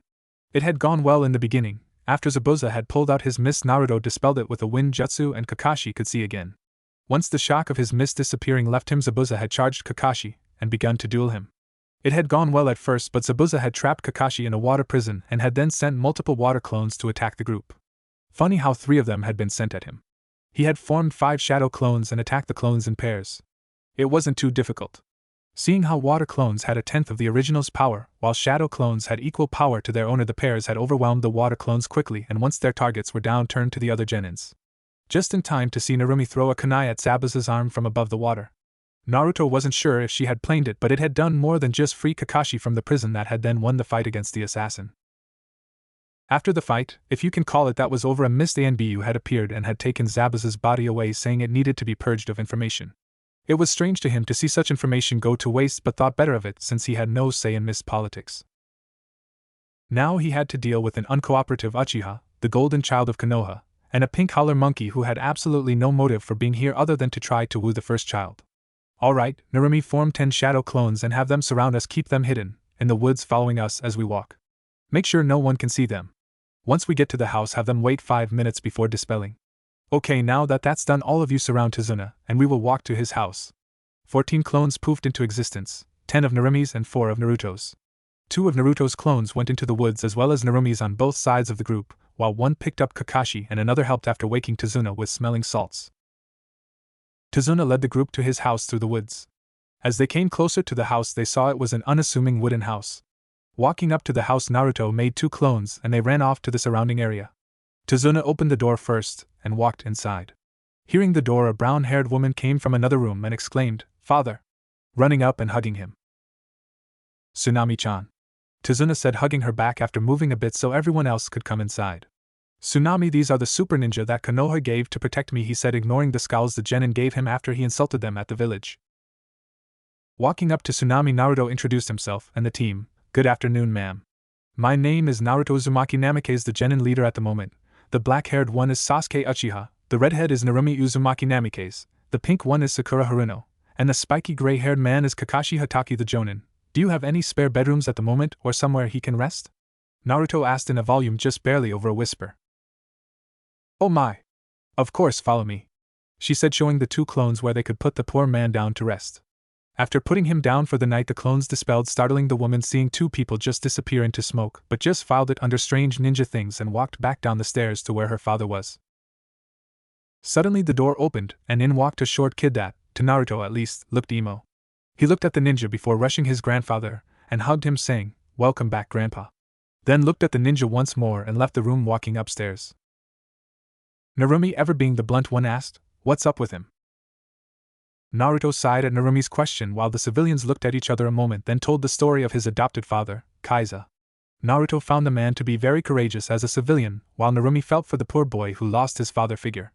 Sakura was taken aback at the story and was silent, while Sasuke just brooded. All the while the little voice in his head about Naruto's words were coming back, before being ruthlessly squashed not to be heard for some time. After the story, Naruto went upstairs to check on Kakashi. Walking in the room and looking at Kakashi, Naruto noticed that his breathing was steady and was out like a light. Making a clone to watch, he started to breathe deeply. Naruto and walked over to the man and kneeled down in front of the bed, sitting on his feet. It was a low bed, so his shoulders were less than 2 feet above Kakashi's chest. Making a hand sign and furrowing his eyebrows a little, Naruto put one hand above Kakashi's chest, and the familiar green glow of medical chakra sprang from his hand. Doing a diagnostic on someone was still a little unfamiliar to Naruto, hence the clone behind him watching his back in case anyone tried anything as he focused on the man in front of him. Closing his eyes, he focused harder and started his task of identifying everything that was wrong with the Jonin. 2 cracked ribs, minor bruising on chest cavity, very low chakra levels, and unknown warp in chakra pathway around Sharingan eye. Opening his eyes, Naruto opened the Jonin's flak jacket and poured healing chakra into the bruises and cracked ribs, watching as they started to slowly get smaller in size and lighter in color. Stopping the chakra, he leaned back and panted for breath. "Looks like I will have to keep practicing on medic chakra if it takes that much out of me." "How much time has passed?" he asked, looking at his clone. 4 hours. His clone said neutrally, looking at his original. Widening his eyes a fraction, Naruto looked at his hands. 4 hours? "I know I lose track of time when healing because of the concentration, but come on, 4 hours? He said, honestly surprised. His usual time to heal his own wounds were only half an hour, and even if that didn't get everything, it did get a lot of his wounds. He would usually stay in his room and work on the worst wounds like fractures and cracked ribs. Those wounds, however, took a long time to fix, and he ended being in his room for hours until dinner was called. Shaking his head, he made for the door, dispelling the clone on the way. Walking downstairs, he noticed an aroma of food going through the house and walked a little shakily to where he could smell the food coming from. Moving into the room, he saw Tsunami smile at him. "Dinner will be ready in a moment, Naruto-san. Please call everyone else to the table," she said. Dinner had been a quiet affair with no one talking. Even Sakura didn't talk. Not after her walk with Tsunami through the town and seeing the depression everyone in the city was in. Walking outside for a moment, Naruto breathed deeply and leaned against a tree, waiting for his clones to come back. Not a minute later, 2 of his clones turned up and looked at the original. Not much went on. No news on where they are. Gato's mansion has been found. More reconnaissance needed to find everything. And with that, they both dispelled, giving the original their memories. Thinking for a minute, Naruto's eyebrows came close to touching in a mild frown. TCH. Getting up, he made 20 shadow clones and sent them hunting. Find her was their only instruction. After giving them one of his medic scrolls, he turned around and smiled because he didn't even hear the clones leave. After making preparations for the night, Naruto walked up to the room he was staying in and saw the Uchiha and Kakashi sleeping. Not seeing any other bed, he shrugged and went back outside. Taking out a scroll labeled camping, Naruto unsealed a tent that could easily fit 2 people in it, 3 with little discomfort. The tent was a dull green and had a hard bottom. He had written seals on the inside of the tent as well, so no sound could be heard outside from inside the tent, while someone could hear the outside from the inside. It also had 2 sleeping mats in it with blankets and pillows as well. The tent was made by him for him and anyone else he had with him if there wasn't room in another room. Activating his security seals, he nodded, then let down his mask, showing the weary child he was, and fell asleep quickly. Morning came too quickly for the sleeping child, and he wasn't ready after that night. Nightmares came too easily. In his opinion, he envied Narumi, who could run to her parents to comfort her about them. Then again, he wasn't sure she had any nightmares to begin with. What could she have nightmares about with the QB watching her? Best not to think about it. Shaking his head, Naruto got up and got ready for watching the other kids. Dressing and putting his tent away, he walked into the tree for a minute to meditate as his usual morning routine. Making one clone to watch him, he closed his eyes and started to breathe. Narumi wasn't having a good morning. She woke up with a crick in her back and couldn't get rid of it. Sleeping in the same room as Sakura didn't help, as Sakura didn't really like her after what her brother said about her yesterday. Sakura couldn't believe that Naruto would diss her like that. Narumi thought it was good for the girl that she should take his advice and move on and actually train. She didn't voice her opinion though, as whenever she did to the girl, Sakura would ignore it and then go all fangirly and start talking about makeup and other beauty products that Narumi didn't waste her time with. She had woken up at 8 o'clock as always since team assignments. Not a moment later had Sakura woken up and started talking to her about the great Sasuke-kun. Shudder. Narumi was sure the Pinkette could write a book about Sasuke. She just didn't see it. Sure, he had all the mystery that most girls liked but was too emo-ish for her tastes. Her brother though was much more of a mystery compared to Sasuke. Sasuke was an open mystery, everyone could look into it and find everything about him since it was pretty much common knowledge about him and his clan. Naruto though, she was sure that only about 4 people really knew her brother, her, Hinata, the librarian, and Shino. She was his sister so had access to him. Hinata would always watch him in class and during practice to see what he could do. The librarian, well, Narumi had seen the librarian talking to Naruto enough to tell she knew him. Shino would always sit with him in the library and would on occasion talk to him about some things that confused her. Narumi wasn't sure how Sasuke could beat that, considering all he did was stay quiet and grunt when called on. Naruto though would answer in a way that revealed only what he wanted to reveal and in a voice level that made you listen in case you couldn't hear him. He was quiet, reserved, nice if you got close to him, and more than a little protective if he got close to you. Narumi, Sakura said, startling her out of her thoughts. Breakfast is ready. Come on down when you're ready. Leaving the room again, Sakura left Narumi in her position on the floor sitting cross-legged, and got up. Passing through the door and going downstairs, Narumi couldn't help but feel like she was forgetting something. Once she got to the table, she saw her team at the table. Who are we missing? Narumi asked the people at the table. They just shrugged. But Tsunami, who was coming out of the kitchen, answered. Naruto-san said he had already ate and would wait outside for your team when you all were ready.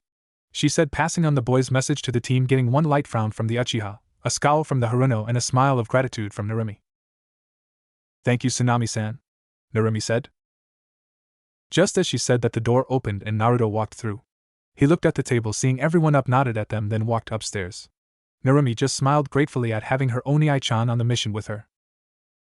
Opening the door to Kakashi's room, Naruto walked and made a clone to watch and proceeded to use medical chakra to diagnose how he was doing after yesterday. No bruises, and ribs are healed. Patient suggested for 2 days of bed rest for full recovery. Unknown warp in chakra pathway still present. More study is needed to fully diagnose warp in chakra pathway, he said neutrally. Looking down, he saw Kakashi staring at him with his one eye open. I didn't know you were a medic, Kakashi said. Neither do most people. Did you hear everything? Naruto asked. Nodding, Kakashi made an upside-down U and I smiled at Naruto. Thank you for healing me. Now what did you mean by unknown warp in chakra pathway? And where is it? He asked curiously. Normally chakra pathways are smooth and straight towards wherever the chakra is needed. Behind your Sharingan eye, the warp is that the pathway is twisted. But that can wait, the chakra can still get to your eye, and that is what's important for right now. Right now we have a situation, he said, getting Kakashi's attention on the now instead of the pathway. While my clones were doing scouting on the island yesterday, they found a bandit camp with 3 cages of people in rags, he said with narrowed eyes slightly at the memory. Kakashi narrowed his eyes at the mention of the people and sat up. Feeling his reserves, Kakashi was pleasantly surprised to find so much in them. Did you fill some of my reserves up last night? He asked the young medic. Nodding, Naruto wondered why that was relevant. Smiling again at the boy, Kakashi stood up and immediately sat back down after a stern look from the boy. Can you give me enough chakra for one summon? I need to get a message to Hokage-sama about this. He grabbed a scroll and started writing on it for the message about the mission so far and wondered what all he should say. If anything, we need medics, female medics, and food for the people in the cages. I have enough to shelter them for a couple days, but then most of my stores would be empty. The only other thing I can suggest is blankets and clothing. Everything else is up to you. I have clones in place to get them free with a little notice in advance. Maybe 20 minutes to get everything ready on their end. Naruto said while moving over to Kakashi and started with giving him some chakra for the summoning as he was writing out the request. Summoning jutsu, Kakashi said before slamming his hands down on the ground and completing the jutsu. A puff of white smoke appeared with a brown pug in the middle with a blue vest and a blue leaf forehead protector on his head. Yo. What's up, Kakashi? The pug asked. We need this to get to Hokage-sama as soon as possible, Pakken, Kakashi said to the dog. Alright, Kakashi, Pakken said. Grabbing the scroll in his mouth, the pug opened the window and dropped out. Looking out the window, Naruto couldn't even see the dog anymore, testifying to its speed. Naruto then turned to see Kakashi standing up. Frowning, Naruto walked over to Kakashi and tapped the back of his knees, making him fall till Naruto caught him by the back of his collar and unceremoniously dropped him on the bed that he was on earlier. Do you honestly expect me to let you walk around after you used the summoning when you had chakra exhaustion yesterday? Naruto said with one eyebrow raised. Nervously chuckling, Kakashi got comfy on the bed again, sitting up, and then turned to Naruto. Are you going to train them, Naruto-san? Kakashi said, surprising Naruto. Naruto raised an brow in silent question, which he received. Sigh, they will need more training if they will be able to handle both the bandits and whatever else Gato has coming our way. Thinking for a moment, Naruto remembered it was part of his duty to train the other Jonin's genin, so he mentally resigned himself to training the trio of uncooperative children. Naruto merely nodded at the Jonin, receiving a happy smile in return. Now, since that is out of the way, you are going to stay here in bed resting. I will have Tsunami send up food for you to eat after you wake up. Now sleep, Naruto said to Kakashi as he was lying down, and put his glowing green hand on Kakashi's head while Kakashi was then out like a light. I am very glad I learned how to do that, Naruto thought. Standing up, Naruto looked outside to see only a few clouds in the sky. Nodding to himself, Naruto made a clone to watch Kakashi to make sure he got his rest and alert Tsunami-san when he woke up for food. Not that he would be waking up soon anyways. The jutsu he used to put him to sleep was medical-based, so it naturally turned the body towards sleep for maximum amount of rest, instead more forced methods that could have the mind battling itself to keep awake and fall asleep at the same time. His way was safer for patients that needed sleep.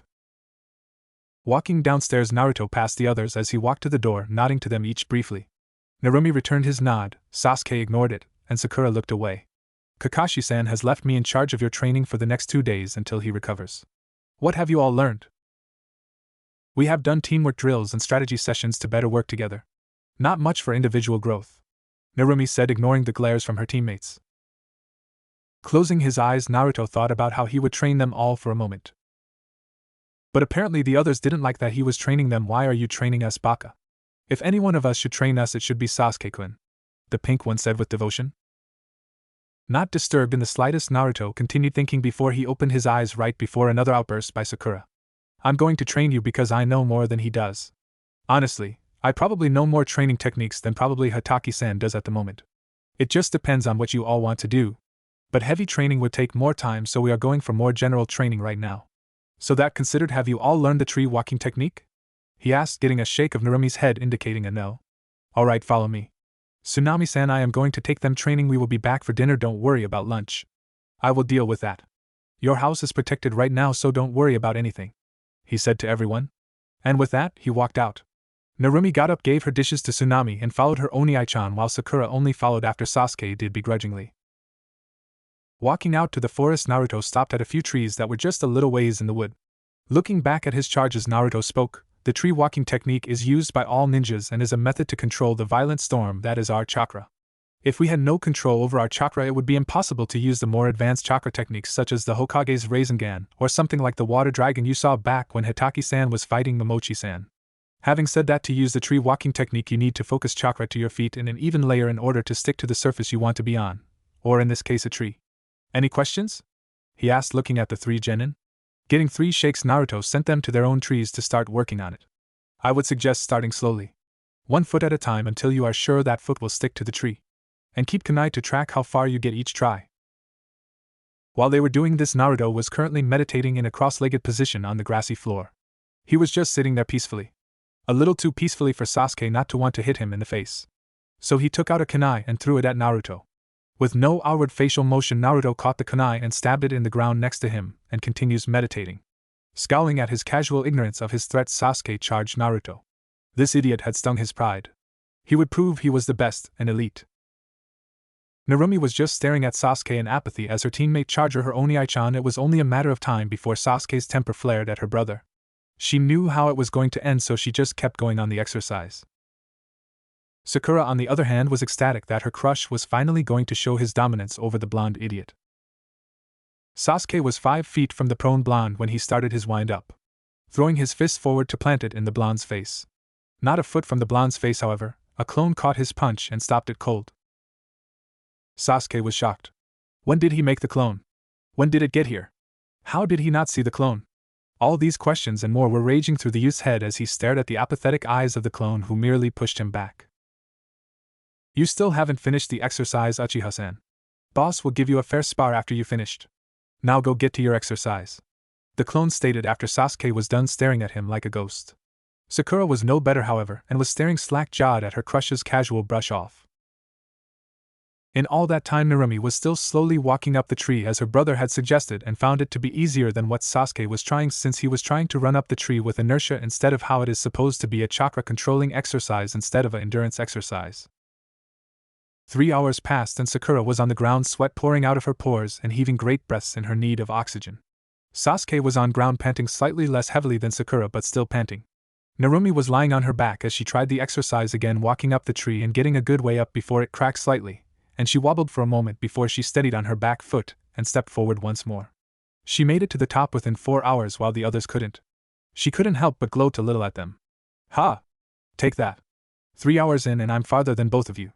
She grinned madly before she felt the smack of a paper fan. Looking behind her, she saw her brother with a paper fan in his hands outstretched. In her confusion, she lost control and fell to the floor. Ah! Right as she was going to meet the forest floor, she flipped and landed on her feet with a loud thump. After knowing who did it, she mock glared at her brother for her decent and pointed at him. Oh, I was doing well that time. Why did you hit me? No bragging, he said blankly. Pouting, she went back to walking up the tree. Another 3 hours had passed, and all 3 of them were on the ground panting. Looking at the 3 of them, Naruto made 3 clones and had them heal them before making them go to sleep. They needed rest for now. Using his medic sleep technique, he put them to sleep. He had the clones bring them back to the house and put them on the futons for each person, putting the blankets on each of them. Narumi was tucked in, but the others weren't showing his slight affection to her. Turning around, he saw Tsunami smiling at him before allowing him back through the door. Such a responsible gentleman, she said as they made their way to the kitchen. Naruto had sent a group of clones out to the bridge in order to guard Tazuna. Naruto was mostly just doing what he thought he should as the highest member of the team. Naruto was about to respond but felt a clone he had stationed around the bandit camp dispel, showing him their memories. The slight widening of his eye was the only sign showing his shock at the memories. His pace quickened as he walked out the door. I most likely won't be here for dinner. The others should wake up soon and will most likely be hungry as well. There are ingredients in the kitchen that should cover tonight well enough, he said just before closing the door behind him. Moving to the window to see where he was going, Tsunami was shocked to see she couldn't see him anywhere but put it up under the ninja abilities folder in her brain. Slightly worried, she got to work on the dinner for the other ninja in her house. Where is she? Naruto signed to one of his clones nearby his position. It had taken him an hour running and tree jumping to get here, so it was a ways away from the bridge builder's house. In the second cage, being helped by a few of the other women. It seems they were more than a little rough with her. The clone signed back, more than a little peeved at what these pigs would do to others. Closing his eyes in frustration, Naruto merely looked at the cages, wishing them to burn for what they represented to him. The caging of a life and its remaining sanity. It was not going to be easy to talk to the women if they were scared of him. He could only think of 2 things to do right now. He made a single clone with one order: use it to calm them down for a while. Hopefully that will help settle them down some and relax the guard for a while into falling asleep. With that done, the original looked sadly at the cages and saw his clone meditating above the cage in the middle. Naruto saw the hand signs. He saw the rigid posture being held, now just to hope that helped the women. He could feel the different chakra leaking out of the clone as it sat upon the cage. It felt calm and cool, like a glass of water during summer. Smiling softly at the jutsu success, Naruto walked around the cages, keeping an eye on the guards.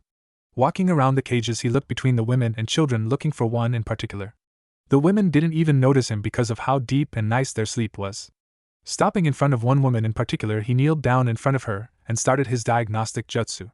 She had dirty brown hair with pale skin and slightly flinched at his touch. He frowned at that. After a moment of using the diagnostic jutsu, his face turned into a scowl at the mistreatment that was shown to him. Not wanting to be there when she woke up, he placed a scroll in the woman's lap with the kanji for book on the scroll and left. Once outside the cage, he made 20 more clones to watch the camp and left, leaving the other clones in charge. Waking up was a little harder the next morning because of how late he got back. It honestly amazed him how long his clone could last while keeping it up. It was a draining technique, so it surprised him that, well, I guess it lasted long enough. He thought as he recalled the clone's memories. 4 hours of just sitting there pumping out a calming presence. I didn't think a mere clone would last that long. Shaking his head in mild shock, he got up and resealed his tent before walking into the house. Inside the house, the others were still asleep, so he went up and into Kakashi's room to check on him.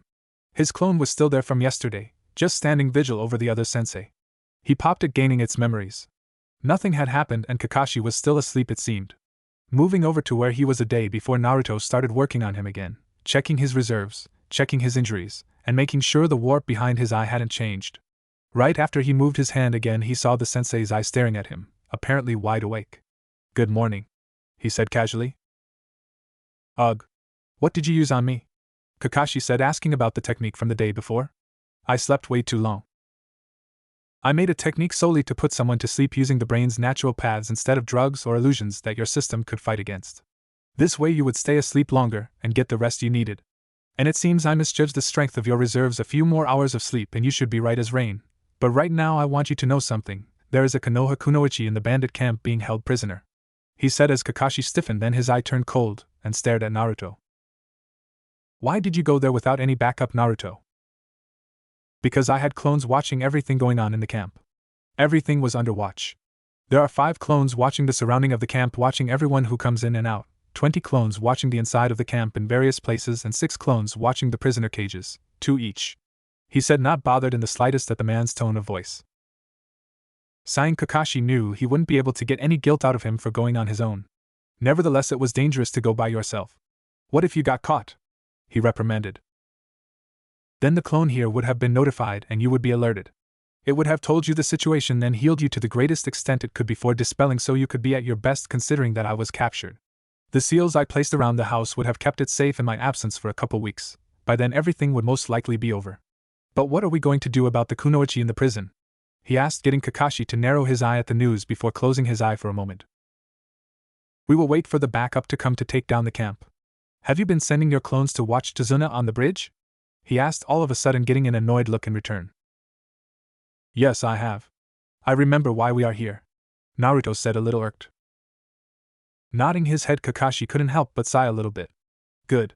Take care of my cute little genin now, Naruto," he said as he relaxed and fell back to get ready to fall asleep again as Naruto's hand glowing green came over his eyes.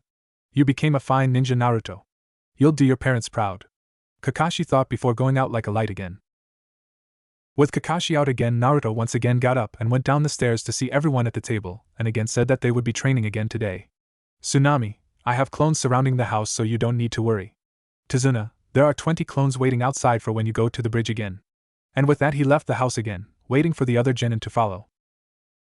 They were at the same clearing as yesterday, only this time Naruto was by a tree himself and was walking up the tree on his hands instead of his feet like the others were. They all focused on the task as Naruto had clones pelting them with small rubber balls, forcing them to move out of the way or get hit. Naruto was twisting and turning so that the balls hit the tree instead of him. Every time he moved up he would twirl instead of actually just moving normally. A few hours passed and Naruto was still going, only now doing cartwheels on the tree as his clones were stuck between throwing the rubber balls and small rocks at him. Narumi was now running on the tree like crazy, keeping out of the clones' sight, as they were pretty accurate with their throws. Sakura was on the floor with smoke coming out of a small pile of balls surrounding her. Sasuke wasn't doing much better but was walking swiftly up the tree with balls hitting him once in a while, making him lose a little grip, but got it back before he fell off the tree. As Kakashi was waking up, he didn't see Naruto in the room until he saw a poof of smoke in the corner of the room and assumed a clone had been stationed there to let the original know when he was awake. He felt great. A little sluggish, but hey, that's what you get for sleeping nonstop for a little under 2 days straight with no muscle movement. Standing up, Kakashi could feel his body protest a little but ignored it for the wonderful smell coming through the underside of the door. Going through the house, Kakashi saw Tsunami was in the kitchen while Tazuna was nowhere to be seen. Walking into the kitchen, Kakashi saw her making food for 3 people and decided to speak up. That smells wonderful, Tsunami-san," he said, smiling at the woman. "Kaya." So startled by his sudden presence, Tsunami immediately took out a cooking pan and whipped around, accidentally smacking Kakashi, sending him back into La La Land. Blinking rapidly, Tsunami saw whom exactly she hit and immediately got embarrassed. She picked him up and returned him to his bed. Hopefully he would forget. When Naruto came back to the house, he expected Kakashi up. His clone had seen Kakashi wake up, so Naruto knew he was perfectly fine, so where was he? Tsunami-san, where is Hataki-san? I need to speak to him, he said, silently amused by her reactions to his questions. Well, he needed a bit more rest, so I sent him back up to his room. Ahahaha, she finished off a little lamely with nervous laughter. Naruto merely looked at her for a moment before nodding and walked upstairs to Kakashi's room. Opening the door, he saw Kakashi on his bed. Only instead of sleeping, he had swirls in his eyes and a giant red bump on his head. Sighing a bit, he walked over, made a clone, and started healing the bump. After a half hour of healing, Naruto sat back and looked at the sensei that again had his eye open, a little foggy, but it was open nonetheless. What happened? He asked groggily. Tsunami-san said you needed a bit more rest, so she put you back in your room, Naruto said. Oh yeah, he replied, not about to say she knocked him out with a frying pan. Well, let's go downstairs. As they walked downstairs, they both heard an ear-splitting shriek. That sounds vaguely familiar, Naruto thought as he raced downstairs with Kakashi in the lead to wherever the scream came from. As they rushed outside, they saw an amusing sight. A sight that had Kakashi slump a little at who was there. Sasuke was in shock on the ground, just staring at two people wearing bright green leotards. Each one had a person on their backs with two other people on the side panting heavily. The first one, obviously older, had a bowl-shaped haircut with humongous eyebrows, with a flak jacket and a Konoha headband around his waist, orange leg warmers and shinobi sandals. The second, green, was practically a clone of the first except slightly smaller eyebrows and no flak jacket. The person on the older one was green-faced with swirly eyes, brown hair done up in buns on her head. The person on the younger one was slightly less green but still green, with blank pupils and long black hair going down his back. The person on the right of the taller green one was a panting female with straight brown hair and had a flak jacket on with her headband on her neck. The person on the left of the smaller green one was panting heavily while looking at the green people with caution. She had black hair and was a tad shorter than the woman on the larger green person's right. We did not need to go that fast, guys, and I'm sure Kakashi-san's team is well able to deal with whatever they need to at the moment, the larger woman said, a little irked at the green man. Nonsense, Yukako-san. While it is true that my eternal rival could hold his own for now, I'm positive his youthful team would need some assistance with the many unyouthful people here, he proclaimed loudly. I take it you are our reinforcements, Mato-san? Naruto said to the people standing there. Indeed, we are youthful, Naruto-kun. Hokage-sama has told me to give you this after we reached here safely, he said, holding out a scroll for Naruto to take as he still held the bun-haired girl on his back. Okay. I will look it over later. Why don't you come inside so I can check on the people on yours and your students' back? He said, gesturing them inside. As they walked in, Kakashi had already walked inside and informed Tsunami and Tazuna about the new arrivals. The women had introduced themselves as Yukako Goto and Kaneo Tokei. They were both Tokubetsu Jounin level Menin, while the Genin had a year's worth of experience under their belt. Guy Mato was the Jounin in charge, while his Genin were Niji Hyuga, the black-haired male that was on the smaller green person's back, Lee Rock, the smaller green person, and Higurashi Tenten, a weapons mistress that was on Guy's back. Setting them down on the couch, the medics included, Naruto started with Tenten and performed the diagnostic jutsu on her to assess how she was after being carried. Slight dizziness, pulled shoulder muscles, most likely from hanging on to Guy, chakra levels steady. He whispered out, shocking the medics, seeing as they had never seen Naruto at the hospital for medic training before. Excuse me, Uzumaki-san, can you explain how you came to know the diagnostic jutsu? The taller medic, Yukako, said with curiosity in her voice. I learned from myself after watching some medics work, and theory-based analysis of chakra coating someone's muscles from scrolls, he said, moving on to Niji after putting his hands on Tenten's shoulder for a brief couple of minutes. Though I have a hard time focusing on other things while I use medical chakra, if you could give me a few more control exercises, then I can counter the concentration problems, he said just before activating the diagnostic jutsu again on Niji. Pulled shoulder muscles on both sides, slightly higher than Tenten-san's, most likely from holding onto a smaller body, chakra level steady. He again whispered out. For a moment he scanned over the Hyuga's head before narrowing his eyes a fraction at what he found and turned off the diagnostic jutsu. You should be fine after tonight, no strenuous exercising for 12 hours at least, he said before looking over to the medics on the couch. Do you need any help? He asked and moved away from the couch, seeing their heads shake. Guy-san, Yukako-san, we need to plan when and how we will deal with the bandits and slaves once they are free. Please follow me, I will show you where we can plan, he said after making a Kage Bunshin to find Kakashi and show him to the room where they would be planning in. It would be a long night planning against the bandits, and what to do about the slaves that were freed. It was the morning after the second group came and everybody was in the kitchen, except for Naruto. "Where's Oniai-chan?" Narumi asked the Jounins. "Naruto-san is out youthfully doing recon on the most unyouthful bandit camp since he already knows where it is." Guy spoke out in his usual loud speech, getting the Genin's ire at his volume this early in the morning. Looking over to the other team, Narumi saw Lee and Niji looking wide awake, while Tenten still looked tired from running and then holding on to Guy the whole way here. "We are off for training today as we need everyone at the top of their game for today and tomorrow," Kakashi said. "All we are doing today is guarding the bridge and Tazuna-san's family," he said, smiling at his Genins. Nodding, Narumi tore at her breakfast. Impressed, Tenten looked on as Narumi ate her way through her portion quickly while not spilling a drop or crumb of her portion. She was like a vacuum. A very polite vacuum. Tenten shook her head and decided it wasn't worth it, and got started eating her own breakfast, knowing that everyone would be dealing with a lot of trouble within the next few days, so she would need her strength to pull her own weight. After breakfast was had, the group had decided upon a good schedule to guard Tazuna, his family, and the bridge. Sasuke and Niji would guard the bridge first and relax at home, then guard the family, following them wherever they wanted to go. While Lee and Sakura guarded the family first, then guarded the bridge, and then rested last. While Tenten and Narumi finished the rotation of rest, guarding the family, then the last group to guard the bridge. Few things happened through the day as the two prodigies studied each other and decided they were worthy enough to allow them in their presence. While Sakura had to dodge floating hearts shot from Lee's eyes when he blinked, and Narumi and Tenten bonded over them being the normal one on the team, well as normal as a girl with a sharp pointy thing fetish and a girl with a small brother complex can be. The third team had waterfall tears falling down their faces as they finally found someone to talk to who understands their pain of the weird teammates. Tenten had Niji Fate Hyuga, who ranted on and on about fate and that it controls what your limits are, while the other was a training nut, rock youth Lee, with horrible fashion sense. Now Tenten was far from being a girly girl and was more tombish, but still she did not understand how her sensei got Lee into that thing, even more wearing it all the time. And her sensei? Gosh, Guy was worse. He had them run around Konoha multiple times, for crying out loud. For a warm-up. At 5 o'clock in the morning. And Guy did it gladly while crying youth all the time. It was ridiculous. She was almost at the breaking point where she would use every pointy thing in her inventory to stab them. While Narumi had the last Uchiha whose ego almost had sentience on its own apart from Sasuke himself. Then there was his attitude in and out of training. It was repulsive almost. I mean, come on, you don't go up to someone and demand someone to do something, unless you were the Hokage or a much higher ranked person than the other, and that's different monster all on its own, and even then you don't do it to your enemies.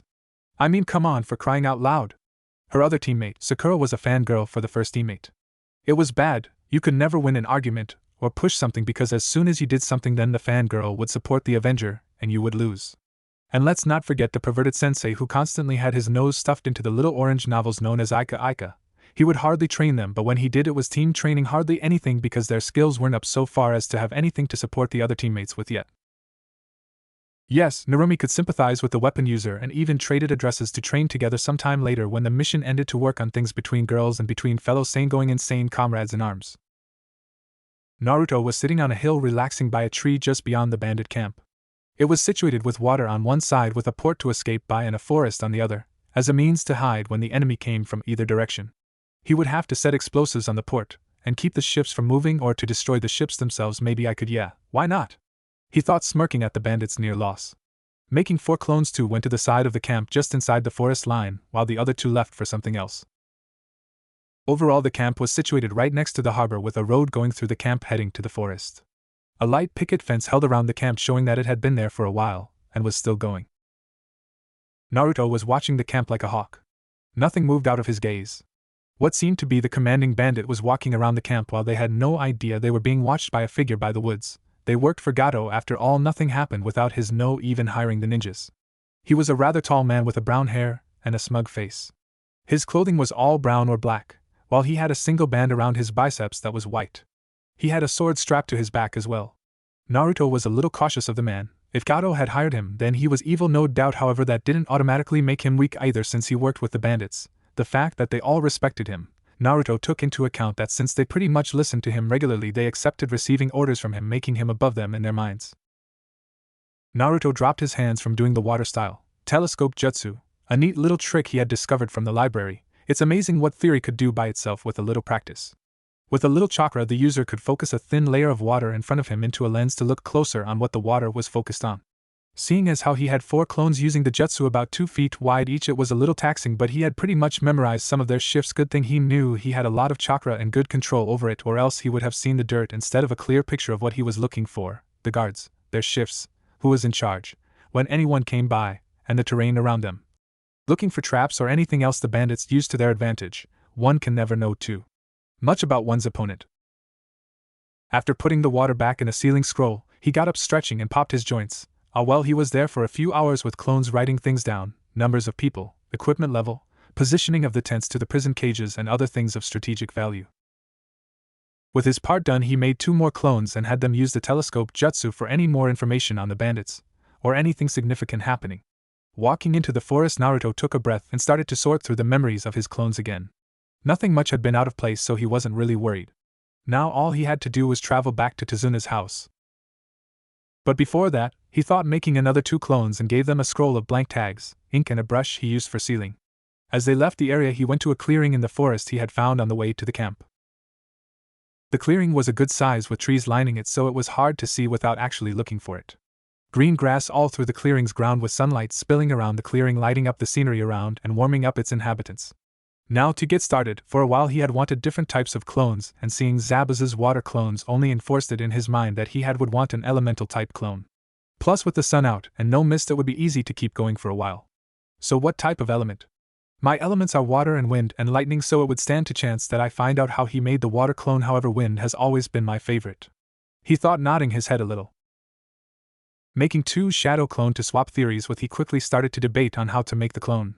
This debate then lowered into a childish fistfight between 2 of the same person, while a dust cloud rose around the 2 with weird sound effects coming out. Good thing he made this clone a little sturdier. Whenever he got into a debate on jutsu theory and chakra theory, all manners were off, and he was little more than a child fighting to get his point across. It was the same at the library as well. He had even fought with the librarian and multiple others to get his point across, not even after a minute. It was to this scene that a different shadow clone came to, as he quickly figured out the reason for the fight as they shouted theories and counter-theories at the other. Figuring out that it must only be 2 of them, he quickly stopped the fight and asked what they were debating about. After hearing the reason, this clone then thought a different way than these 3. Why not go towards an ice bunch instead of a water or a wind or a lightning one, since ice was the mixture of water and wind? Of course, this just led to them looking at each other, nodding seriously, the real Naruto making another clone to take up the 4th option, and then they all started debating again just as quickly as they stopped. The non-debating clone just stared at the dust cloud roaming around the clearing and then stopped the fight again with the real purpose of coming here in mind. It turned out that the prison cages were put under a giant pavilion tent because a storm was coming and they wanted to keep their slaves somewhat healthy. The real Naruto just nodded his head in gratitude before the dust cloud resumed its pace with a vengeance.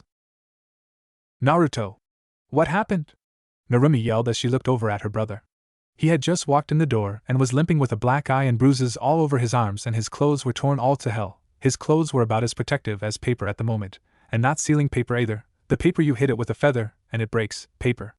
But he looked very satisfied in himself, as if he had won the lottery or something else amazing. Everyone in the room was staring at him in mixture of different emotions. The Jounin were on guard like a new threat came on the scene. Lee was worried and swore he would defeat whatever unyouthful people had harmed his comrade. Niji was looking in a little shock. He had a few spars with the boy and understood how strong he was, and if someone stronger than him came, they might be in a little trouble. Sasuke just stared a little harder at the beat-up form of the boy in front of him.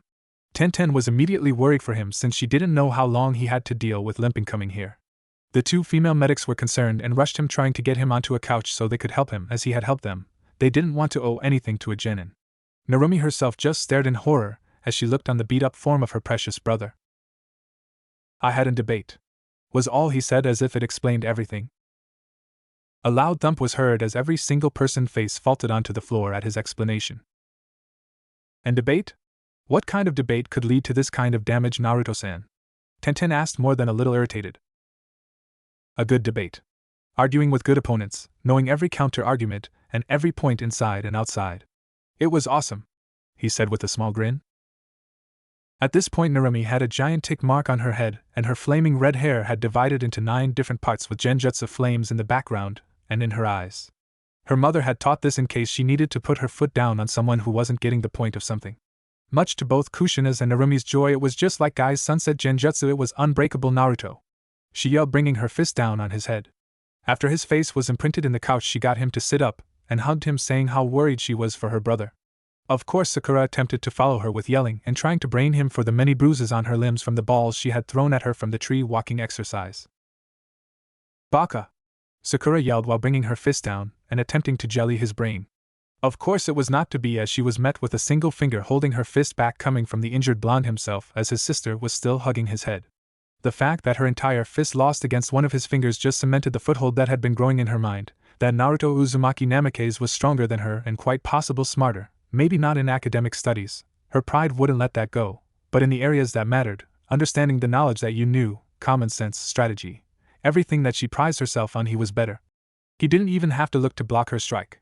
With a huff and barely restrained tears at the emotions warring inside her, she marched up the stairs and into her room. She needed to think. With that over, Naruto then got up out of Narumi's grip and dropped 2 scrolls onto Gai's and Kakashi's hands. That is everything on the camp from today, at least. Positions of the bandits, amount of them, camp set up, who is in charge, what I could see of guard rotations, prisoner number, prisoner statuses, and anything else I found interesting, as well as suggestions on ways to attack the camp. As I did not have knowledge of everyone's abilities, I tried my best based on what I could find on Gai-san's team when I brushed over them with the diagnostic jutsu. He said, and then walked up the stairs to a bed that he didn't have to set up this time. Narumi, Tenten, Kakashi's sweat dropped at his actions, while Niji stood impassively, still a little irked at his debate. Sasuke had a small tick mark at messing with the environment in the room upon his arrival. Gai and Lee were ranting about Naruto-san's youthfulness in gathering so much information. Narumi was currently in the girls' room with Sakura and Tenten on their own beds, while the medics had another room. She was on the floor with her legs crossed, her hands on her knees, and her head slightly bowed. If someone were to try to wake her, she would not respond. This was how she faced the biju in her stomach. She was currently arguing with him. "Why can't you tell me?" she asked as politely as she could. She was standing in an open meadow with grass growing everywhere and trees off in the distance. In front of her was a giant cage made of what looked like white wood. Inside the cage was the massive figure of the 9-tailed fox, Kyubi. "Because it's not my place to tell you. How would you like it if I told others your secrets because someone asked? There are other things that I can tell you, but that is not one of them. If you want the answer, then figure it out on your own. Be grateful I tell you anything, brat." The biju replied, growling a little at her persistence. "Fine. Then would you please tell me why you told me that in the first place if you weren't going to tell me the reason behind it? I mean, why would you tell me he smelled differently than me to begin with? How long have you known he smelled differently than Toussaint?" she asked, still trying to figure out everything. "Heh. He smelled differently for who knows how long. I don't know how long or why. That is up to you to understand it and find the reason for the difference. Now leave. I grow weary of this conversation," the beast said, mentally shoving her from her mindscape. Snapping her eyes open, she looked outside to find out it was still early night. "So I hadn't been in there long, huh? Looks like it's close to midnight. I need to get to sleep. There will be hell tomorrow, I can feel it," she thought as she lied down on her futon and began to sleep. Not knowing how true that is. Tenten woke up to the smell of breakfast wafting through the air. Smiling at the pleasant smell, she got up and did her morning routine before leaving the room, not even looking in the other kunoichi's directions. Walking down the stairs, Tenten noticed Naruto, Kakashi, and her sensei, Gai, were sitting around a small table looking at a map. Taking a glance at it, she noticed many X's and O's on the map with many other symbols inside a larger circle and a few X's with arrows around the circle. Walking over to the group from the stairs, she asked, "What's this?" "This is a map of the bandit camp that Naruto youthfully procured for us. The X's are main bandit points of convergence that Naruto noticed yesterday, and the O's are tents. The larger the O, the larger the tent. The arrows next to the X's are movement patterns that Naruto-kun youthfully noticed," he said in his normal exuberance. "Gai-sensei, it's too early for any youth to be up," Tenten said, getting a nice guy pose from her sensei while he started ranting about the power of youth, as he forgot what he was doing. "Indeed, Might-san, it is too early. Let us stoke our flames of youth with sustenance, as to keep our flames bright through this planning. Surely a few unyouthful bandits would be unable to stop the power of our well-fed youth." A small voice spoke up from the end of the table. Tenten felt a little scared for the boy as she waited for the reaction of her sensei. She wasn't disappointed.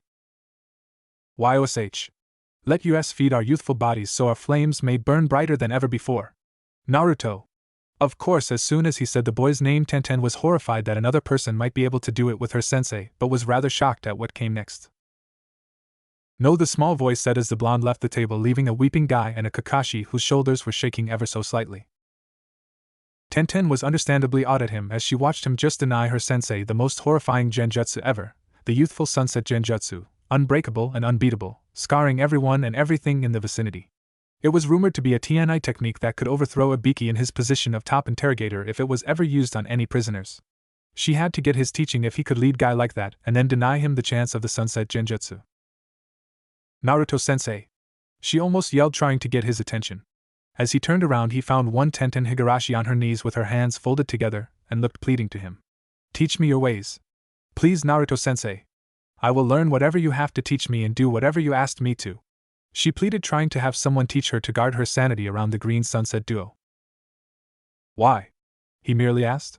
He knew, of course, from seeing a few of their training sessions, but still wanted her to say it and confirm why she wanted him, a genin barely out of the academy, as a teacher instead of someone on par with Hataki-san. Please teach me to defend my mind from the evil sunset, Naruto-sensei. She was still pleading while Guy was sulking even harder now, knowing what Tenten was doing. He merely stared at her a little before walking to the kitchen. Wait for me, Naruto-sensei! She yelled again while ignoring her sulking green sensei. Kakashi now had a very happy smile on his face. The fact that a year with Guy was enough to break someone to the point that they would run after anyone that showed a little normality. It was hilarious to him. If he knew that just being around Naruto was this fun, he would have asked to have a 4-genin team rather than the normal 3 genins. Oh, what a dream that would be! I wouldn't have to do anything, as Naruto would know enough to teach them, so I could read Ika all day long, he thought in ecstasy. While Kakashi was in La La Land with his fantasy of having a strong team while reading Ika, Guy was still in his corner sulking with a rain cloud over him, occasionally muttering unyouthful comrades taking people from him and other unyouthful things. It was to this scene that the rest of the genin and the medics came into, a daydreaming Kakashi and a gloomy Guy. Soon after, breakfast was over and the senseis were back to normal. Guy was being youthful while Kakashi had his nose in his porn. As the genins and medics got up from the table, the senseis motioned for the team to go outside. Once everyone was outside, Narumi, Tenten, Sakura, and Lee were gawking at the giant tent set up next to the house. Their senseis weren't much better. Naruto, how? Who? What? After the babbling was finished, Naruto looked at them and motioned them to come inside. Inside, the space looked even bigger, as on one side stood a rack of weapons that Tenten nearly teleported towards to inspect, while Sasuke took his time meandering over to check the tools out. On the other side were a couple futons meant for someone to take a quick nap upon. In the middle was a large table that had maps of the island they were on, and figures of people and of buildings as well off to the side. The map showed a staggered line in a circular fashion around a group of tent figurines, near the ocean, with a couple more figurines that looked like ships pinned to where the ocean was on the map. Welcome to my humble tent, Naruto said softly, ignoring the tick marks growing on Narumi's, Sasuke's, Niji's, Yukaku's and Kunoha's faces. Tenten, could you come over here please? We need to stop dilly-dallying for now, we have work to do, he said, and she came over, putting down the shuriken that she was inspecting. Dang, Naruto-san, do you make your own weaponry? She asked, a little awed by what she had just seen. Some of it, he confirmed. Now, how are we going to deal with the camp mate-san, Hataki-san? He asked, giving them the floor to speak. And like that, they spent the next few hours planning, while Naruto had shadow clones guard the house and Tazuna, 2 at the house because they were so close, and 20 at the bridge because of its importance. It was now dusk and the genin, medics, and jounin were finished planning and were in the forest by the bandit camp. Okay, we all know the plan, genin, stay back and take out any stragglers. Me and Guy will do the heavy hitting, while Naruto, Yukaku-san and Kunoha-san help the prisoners. Naruto, keep them safe. Guy, if you would please. Kakashi spoke through their radios. The plan was simple. Naruto and the medics would strike one side of the camp that the prisoners were on, while Kakashi would strike the other side where the most bandits would be. Guy, meanwhile, would be dealing with anyone that came by the dock to get to the ships, and the genin would support each other to take out any bandit that went toward the forest in order to hide away. Every major direction was supported and blocked off for escape. Not one bandit would come to save Gato when the time came. YOSH, let our flames of youth explode, he yelled, waking everyone in the camp up and partially deafening everyone who forgot to take out their earpieces when Guy was speaking. Naruto, Yukaku and Kunoha were heading toward the giant pavilion set up for the slaves when Naruto suddenly held his hand out, motioning the others back a few feet, and hushed them. After a moment of waiting, they saw 5 bandits running toward the docks where the yell came from. Motioning them to move forward, after a few seconds had passed, they rushed the pavilion. Slicing a flap in the back of it, the 3 moved inside to the slaves. Inside the cages, the slaves were groggily waking up because of the earlier shout throughout the camp. Immediately they were worried because of the 3 newcomers inside the tent walking closer to them. They were then shocked when the male of the group took out a dagger and neatly sliced through the bars in a square big enough for them to escape. This was their chance. Rushing the 3 newcomers, the male immediately moved out of their way and let the medics do their jobs, while silently pumping a small amount of chakra into the air, doing the opposite of killing intent, letting a calming effect wash over the now freed slaves. Over a few minutes the medics calmed the slaves while healing their smaller injuries, letting them know the medics were on their side. They were still cautious around Naruto because of his natural emotionless face, but they somehow knew he wouldn't hurt them. After most of the slaves could walk, the medics led them to where they opened a flap in the back. Naruto made a quick clone to guard the rear when disaster struck. "Hey! The slaves are getting free!" a random thug yelled from the front of the tent when he was sent to check on them. He tried to grab a slave but was cut off as a kid ran forward and clocked him in the jaw, knocking him out cold.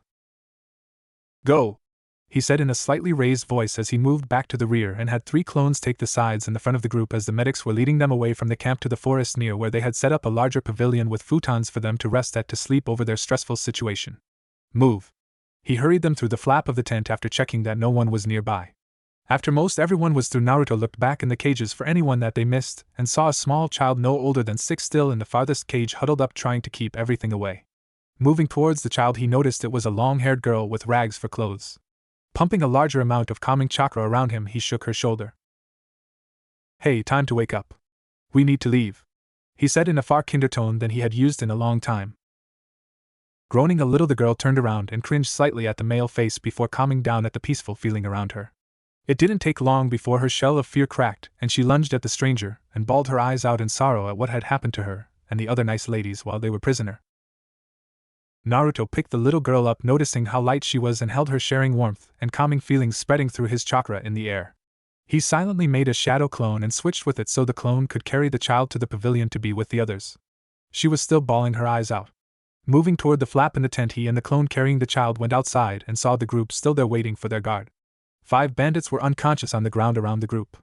Nodding to his clones, Naruto, his clones, the medics, and the child still gripping the blonde's clone's jacket as if it was a lifeline, and the slaves all moved forward away from the camp. It wasn't long, however, before more bandits found them and tried to take back the slaves. Keyword tried. Naruto had no mercy for the slavers and beat them down mercilessly so they couldn't amass as a group and attack the rescue party. They will not capture these people again. Naruto swore silently, intending it to be unheard.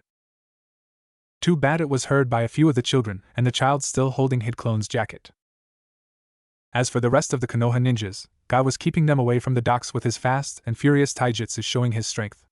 Kakashi was attacking the opposite side of Naruto's group with a lot of what he knew, certainly not everything. That would just be silly to use such monstrous moves on mere bandits. And the genin were standing firm by the forest, holding off the occasional bandit group that tried to hide in the woods. Tenten and Narumi teamed up with Narumi in front and Tenten in back, forming a good team with Tenten's accuracy in throwing things and Narumi's stamina in taijutsu. It was a good team.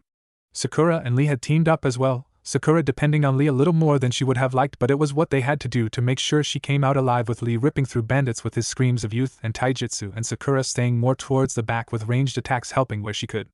That left Sasuke and Niji in the same group as they tore through the bandits with taijutsu, ninjutsu and genjutsu, most of the illusions and fire ninjutsu provided by the Uchiha. Niji was tearing through the bandits with the Hyuga's gentle fist technique, either killing or incapacitating most of the enemy with only a few jabs before he moved on.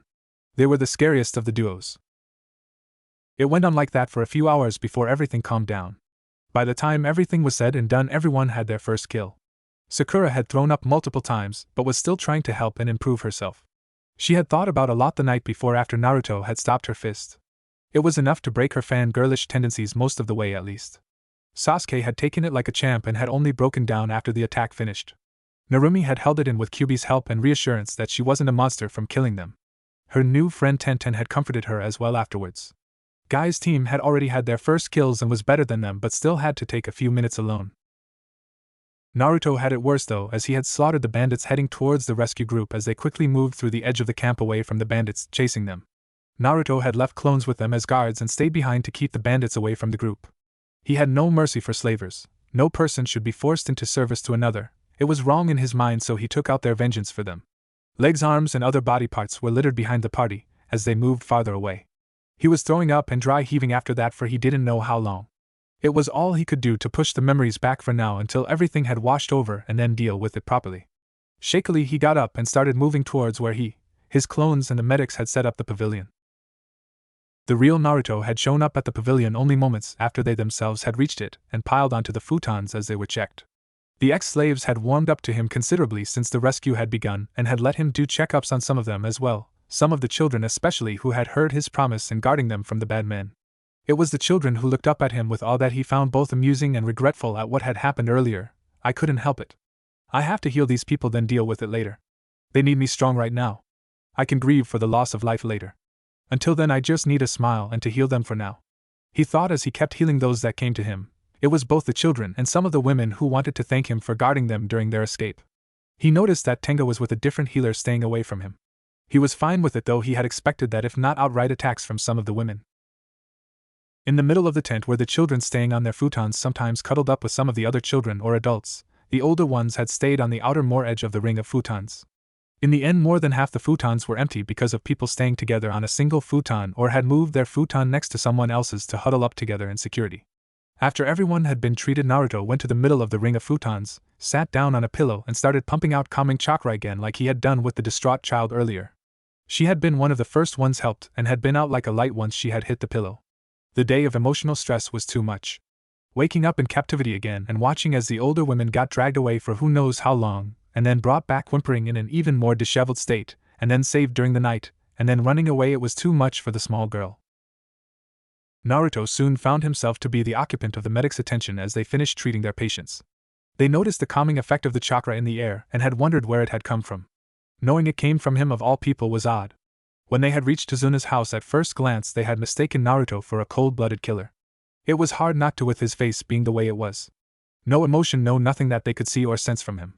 It was odd seeing that the technique they wanted to learn, what he was doing right now, pumping calming chakra through the air. It was odd to them, yet they could easily see the results. The patients closer to him were starting to loosen up on their sheets or bedmates, and the tension on their faces loosened as well, showing a more relaxed state. It was surprising, however, when one child woke up groggily and started to look around for something. Yukaku started moving toward her but stopped when she stopped looking around when she saw Naruto sitting in the middle. Her bedmate had woken as well as some of the other children were looking around for something. It was worrisome for Yukaku. She knew they had to be exhausted from the trials of staying at the camp and then running away when they had come, and then finally be allowed rest. It was a miracle they slept at all instead of wailing in grief and sorrow at what they went through. Now seeing them awake was a shock to the woman as she could only stare as the first child that she saw that had woken up started moving towards the center of the group, towards Naruto. He didn't move at all, still sitting there radiating calming chakra as he sat there with a soft smile on his hold on. When did he start smiling? They hadn't seen him smile once the entire time while they were in Wave, and now after just running from a bandit camp he was smiling?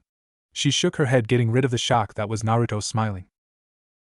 Naruto, however, was still sitting awake and had moved a couple futons around him just in case this had played out like he thought it would.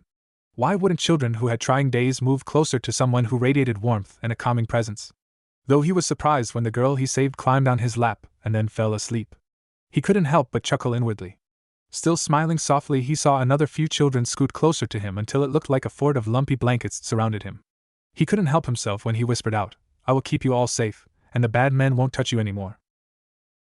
Kinuyo walked up to Yukaku and smiled a little. Who knew someone like him could be so good with kids? She said softly as to not wake the ones they were next to.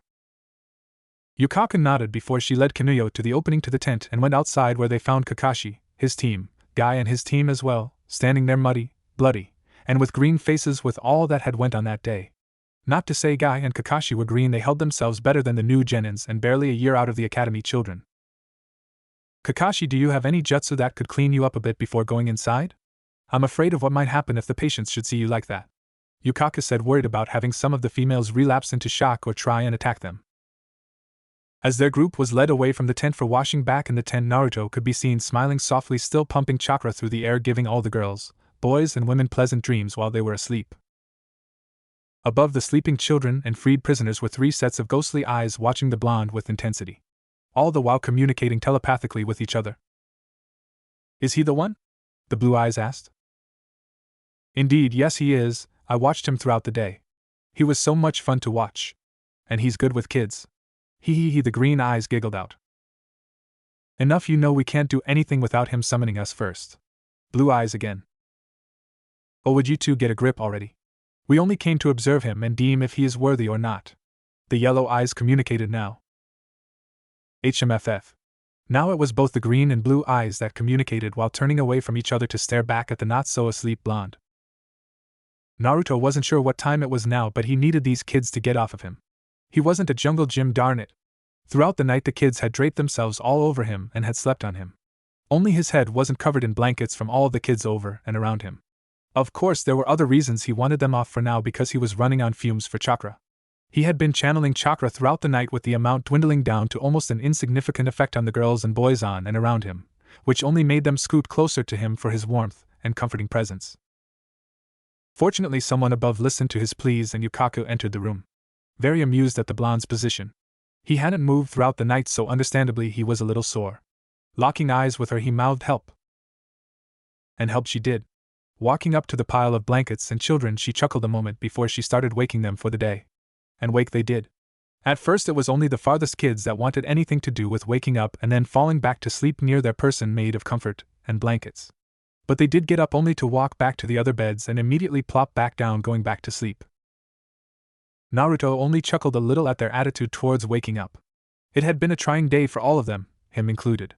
Now that they were waking up, he could finally stop using the fragments of whatever chakra he had left, and maybe get a little shut-eye to replenish what he lost during the night. Though it was understandable that when the first child who had fallen asleep on his legs woke up, she immediately looked up at Naruto in wonder. The past few days for her had been terrible and sleep-riddled with nightmares. So it was a little incredible that being near this guy she didn't get nightmares at all, just pure deep sleep. It was wonderful to her. It was a few moments before she got up, though a little nervous about leaving her savior. But she got up nonetheless and approached the other adult women who were awake on the further side of the tent to get ready for whatever the day was going to bring. Naruto, now that he was free of blankets and sleepy children, calmly stood up, stretched to get the feeling back in his limbs from sitting like that all night, and started to walk out of the tent before a couple women came up to him. "Ninja-san?" one asked. They were obviously nervous for some reason and had just gotten up from the state of how they behaved. "We just want to say thank you for getting us out of there," she said as they both bowed to him. Now Naruto has had very few people appreciate what he has done. Most of the time it was appreciation for doing a job, something he takes with a grain of salt. However, the appreciation of women who had just been defiled and mustered up the courage to thank a male for the rescue was both extremely impressive and odd to him. He had no idea how to react to the females bowing to him. "It's fine, it was my job anyway," he stated a little sheepishly. This was the first time anyone thanked him for doing something sincerely, being truly grateful to him for it. He had no idea how to take sincerity. As he left the tent, he quickly remembered he had extremely low chakra and had killed the day before. He barely made it to the bushes before heaving everything out of his stomach, and then a little more, dry heaving afterward as all the memories came back. After a few minutes had passed, he stopped heaving only to pass out from sheer exhaustion. He barely heard his name shouted frantically before everything went black. "Are you aware, child?" a voice sounded out. Naruto woke in darkness. Nothing was in sight, and he was laying on nothing. He could see himself, but that was it. "Where am I?" he asked the darkness. "We are inside your mind," it replied. Not a few seconds later, Naruto saw the darkness open in front of him. He was in a library with many tall bookcases surrounding him and a good-sized table that could easily fit 8 people, 2 on each side with chairs on every side. "Who is speaking?" he asked again, now that he was in a more comfortable environment. "Someone old enough to be your grandfather's grandfather." Naruto still couldn't tell where the voice was coming from, so asked another question. "Where are you?" "Now why would I tell you that?" it asked with mirth in the voice. With a twitching eyebrow he responded. "So I know that you're actually real and not something I should see a psychiatrist for. Also, why am I here?" "Ha ha ha ha, I like your style, kid, give me a minute," it said. Soon out from between the bookcases a man walked in. He was easily 6 feet tall with brown hair and onyx eyes. He was wearing dark brown pants with patches of green on it. His shirt was a forest green with a mountain on the front of it. On his back was the largest sword he had ever seen in his life. The handle a foot above the man's head was decorated with a large brown gem on the bottom of the handle with brown cloth wrapping the hilt. The blade of it was as wide as Zabuza's cleaver, only thinner, and looked slightly serrated on the edge. "My name is Ryodaichi. You are here because you were chosen by 3 troublesome elementals to be their summoner. I was to be your tester. But with your little act of allowing the kids on you to sleep peacefully, some of the elders were damn impressed with your spirit and kindness to those children. Especially after such a trying day, I'm sure. So it is to my pleasure to accept you as an elemental summoner," the giant said before holding his hand out for Naruto to take. "Why did they choose me?" he asked, not entirely sure to take the hand.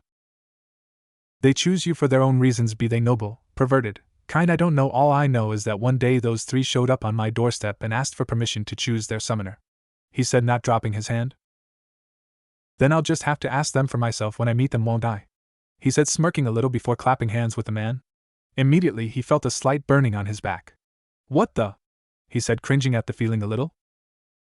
"Don't worry about that. It's just a contract between the elemental and human. Kind of like a summoning contract, only instead of on a scroll it's on your body so that others can't use it unless they somehow control you to do so," he said, assuring the boy. After a few moments of the giant grasping his hand, Naruto felt the burning stop. Now beneath his shirt, Naruto had 3 bright green, yellow and blue kanji on his back for wind, lightning and water respectively. "Before you go, I have a few questions?" he asked the man, who smirked at his bluntness. "Shoot." "Are the elemental summons loyal to the village they come from, the family tree, or each individual person?" "We elementals are loyal to the summoner only. However, we have our own sentience. We will not blindly follow someone through his or her life. If you betray us, we will hunt you," he commented darkly, sending a small shiver through Naruto's spine. "Not to worry. I have no intention of betraying anyone that would allow me to summon them. That would be asking for near damnation," he responded. "Good. I watched them grow up a little. Though I should warn you before I go, you might want to get a mask for when you meet them," he said, snickering a little what he knew would happen. "Why?" Naruto asked cautiously. "Sorry, I'm not going to say, just know that you should. The marks will be ready for you to summon them in a few days, so until then be careful. Good luck, and I hope we don't meet anytime soon," he said as he walked back into the bookcases and vanished before Naruto could question him on why. Standing still for a minute, Naruto then sat down at the table and started processing everything that had gone on during that encounter. Now Naruto could sense a little bit. Nothing like the professionals, but he could find someone if he had to. He had felt the pure power rolling off the man in spades. But now that he was alone inside his mind, one very important question decided to rear its face. "How do I get out?" he asked nobody. Naruto was slightly annoyed and proud to hear the large echo showing how vast the library was. "Naruto and I," Narumi said from his bedside. Not even 5 seconds after Naruto had collapsed from both mental and chakra exhaustion, Narumi had caught him and frantically carried him back inside the tent where the healers were. He had been asleep for nearly the whole day so far, and Narumi had only left when it was her turn to guard the family in bridge. Tenten had brought her breakfast, lunch, and had stayed with her for company to keep her occupied. Of course the children stayed as well, feeling very worried that the person who was so kind was now in danger in their minds. The medics had assured Narumi it was just exhaustion, but she still hadn't left other than for her shifts. The children by his bedside had left a few times, but only for lunch and a few games that were presented by the teams for the kids. The mothers in the older group let their kids be near their savior, even if it was a male. The only person who had been by his side as much as Narumi was the girl that Naruto had found left back in the cages. She was a little hysterical at first, but calmed down after the ladies in white told her he just needed some rest.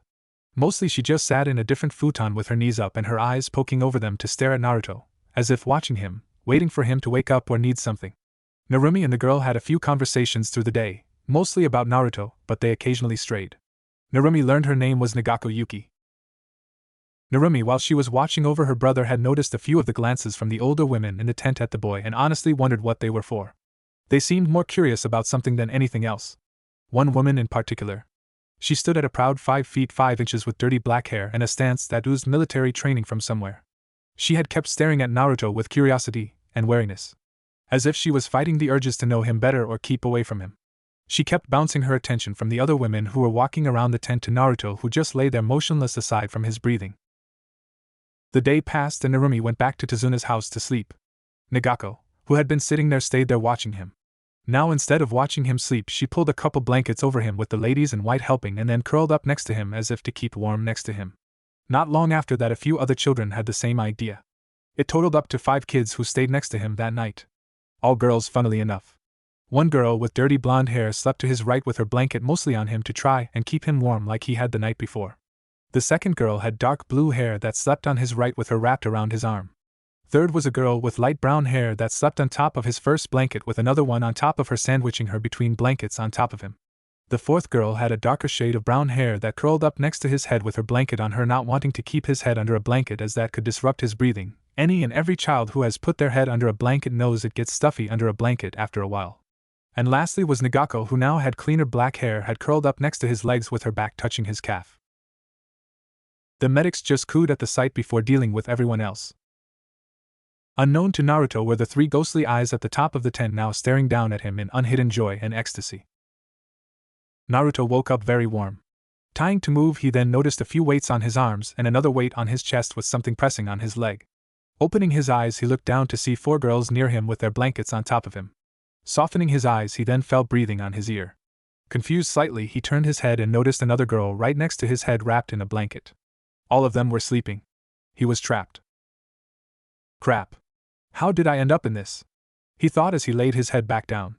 Well, might as well make the most of it. Seeing no light come from the tent flap, it must be nighttime. Geez, wonder how long I was out for? Okay, gauging my chakra, I would guess it to be about a quarter filled. Crap. Out for probably an entire day and only have a quarter rejuvenated. How? He thought, remembering the times that he could count on one hand how many times he had been down for more than a day because of either too much training or sickness. Okay, might as well go back to sleep as I need it. After laying his head down again, he fell back to sleep, not noticing the tiny trickle of his chakra leaking from his back into the new marks on it that had started glowing because of it. The next morning the children woke. Is he awake yet? The child on his chest asked. Not the least concerned that she was sleeping on him. More focused on his well-being. No, not yet. Hopefully he will wake up soon, the girl by his head said. Muh. She made an angry sound that they all reciprocated that did not go unnoticed by the medics. Walking over to them, Yukako noticed the girls pretty much sleeping on him, and him still sleeping. She had to stop herself from screeching out kawaii. Though her companion made little effort to stop herself as she did, but kept it quiet, as she looked starry-eyed at the scene. Nobody could just watch 5 small girls taking care of their savior with such childish determination and not find it cute. Naruto was now under all 5 of their blankets and 3 pillows, as 2 of them were under his head and under his feet, propping his legs up a bit. So what do we do until Nichan wakes up? The one on his right asked. So what is everyone's name? The one on the left asked. They all blinked before sheepishly chuckling. Yuma Shima, the one that was on his chest, said. Miliko Tansho, his left side. Mutazumi Ebina, his right side. Kyoko Soda, the one by his head, said. Hey, that rhymed, laughing face. Nagaka Yuki said from by his legs. After introducing themselves to each other, the children then stayed a bit waiting for him to wake up. Only to be disappointed that he didn't. So they left him for a while to get breakfast from the ladies in white. A few hours later, Narumi showed up and sat back down with the kids waiting for her Oni-chan to wake up. Tenten showed up not a half hour later and kept her company with the kids that constantly questioned her about Naruto. What he was like, stories about their adventures as ninja and other things like that. Naruto stayed asleep the entire day as the kids, Tenten and Narumi, watched him. After an hour of staying there, Tenten and Narumi left, as they had to guard Tazuna and his family. At the end of the day, the kids went up to cuddle with their savior again, but were stopped by the ladies in white for now, as they should leave him alone for a while. Of course, the children had obeyed at first, but as soon as they left the tent for even a minute, they all rushed over and cuddled into Naruto to keep him warm again. Naruto sat inside his mind, reading over the books and scroll he found on interesting things. It was rather interesting to read his own thought process.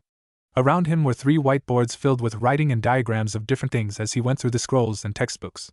But of course, only so much could be accomplished in the mind alone, so he had to wake up soon.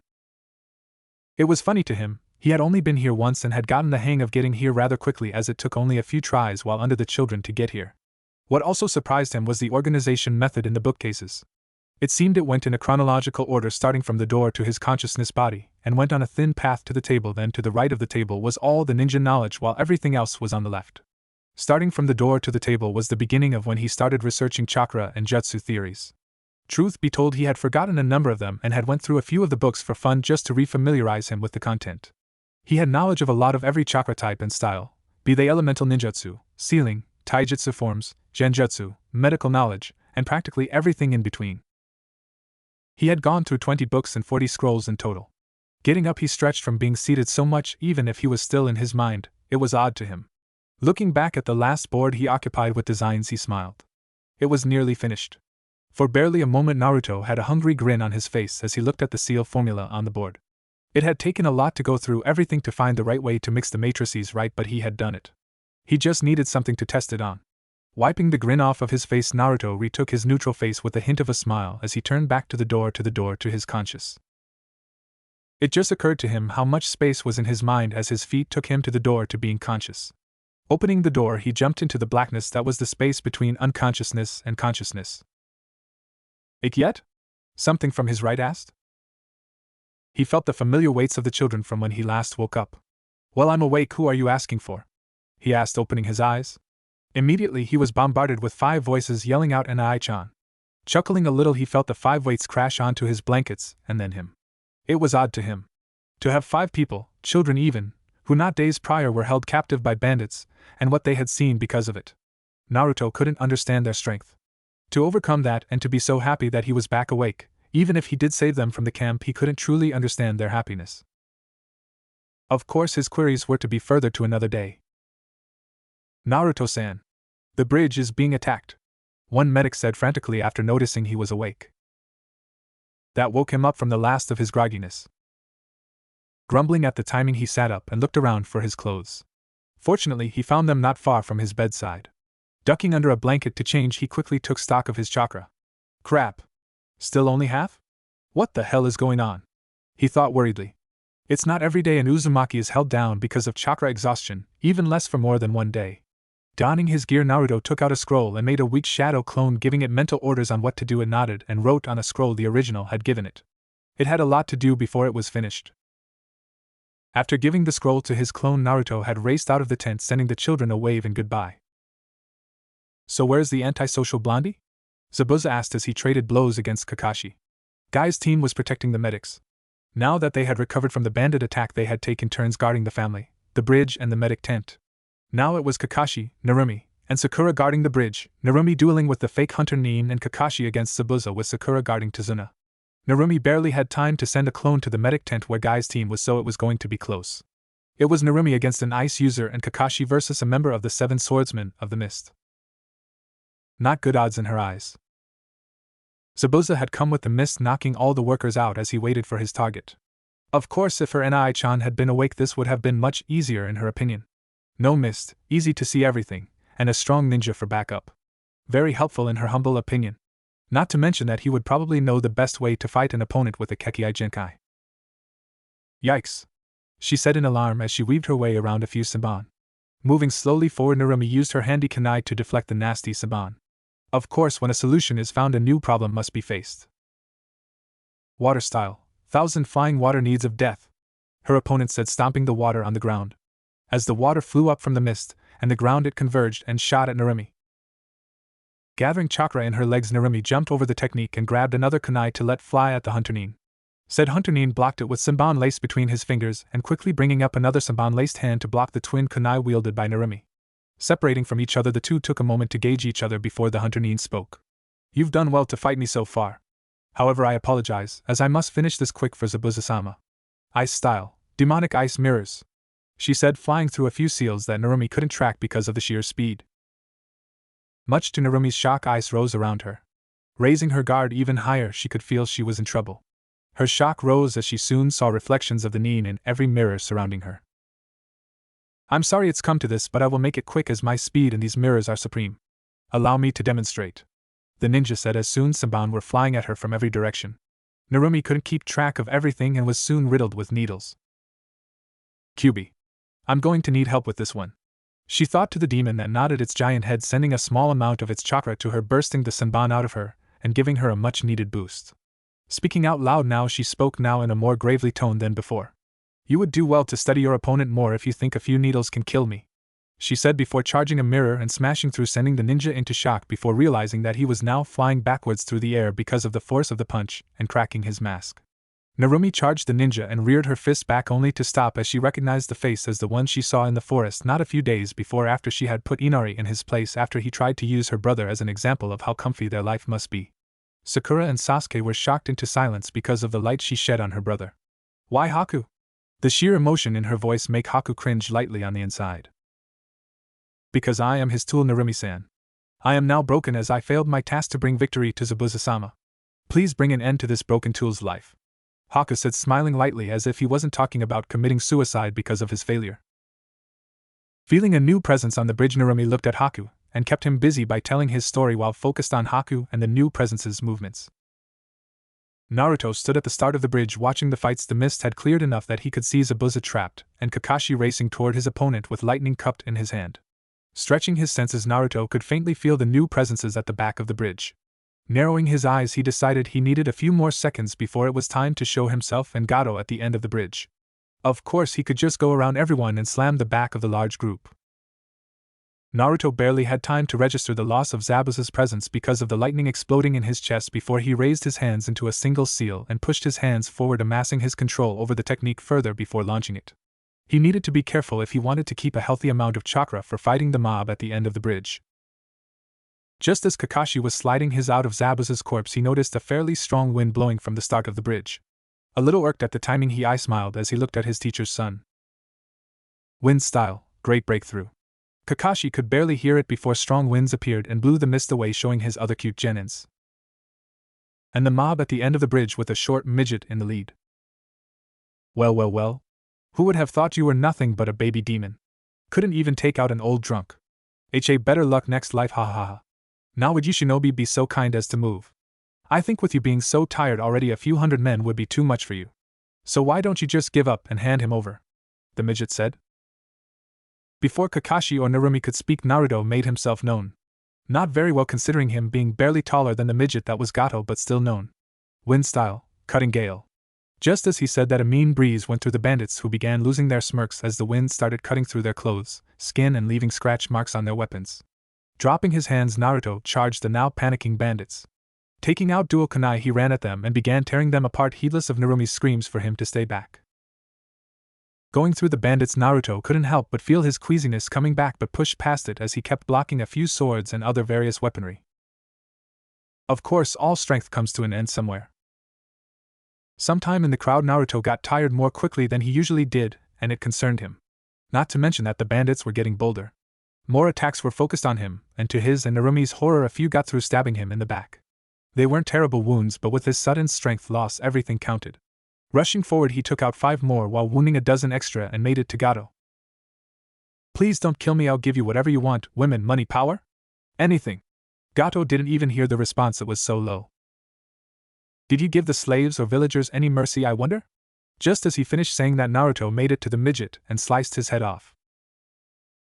Not too far away, Narumi and the newly found Haku were now tearing through the bandits with Kakashi by their side as they tried to get to Naruto. Naruto felt his strength leaving him as blood leaked from his back. He felt so weak. He needed water. Water was just out of his reach as he now crawled to the edge of the bridge. Just as he made it, he heard a name being called behind him. Naruto. Who was that? Was that him? He didn't know. All he knew was that the water he desperately wanted was beneath him. Barely moving, he tipped himself over. Now falling toward the water, he barely noticed a pair of ghostly blue eyes open in the water and wink at him before he splashed into the water. Narumi's mind was numb. Her brother was gone. Their first real mission together, and he's gone. Forever separated from the world. Forever separated from his family. Forever separated from her. Tears that made it were quickly evaporated as a red cloak of power surrounded her. Her sorrow made itself known in the air as she began to more savagely tear her way through the bandits, coming closer to the edge of the bridge. Kakashi was a mess as well as he began to revert to what he had done at the Konoha bridge. Tearing his way through the bandits with more force, limbs separating from their bodies seconds after he passed them, blood flying everywhere. His silent little brother figure was gone.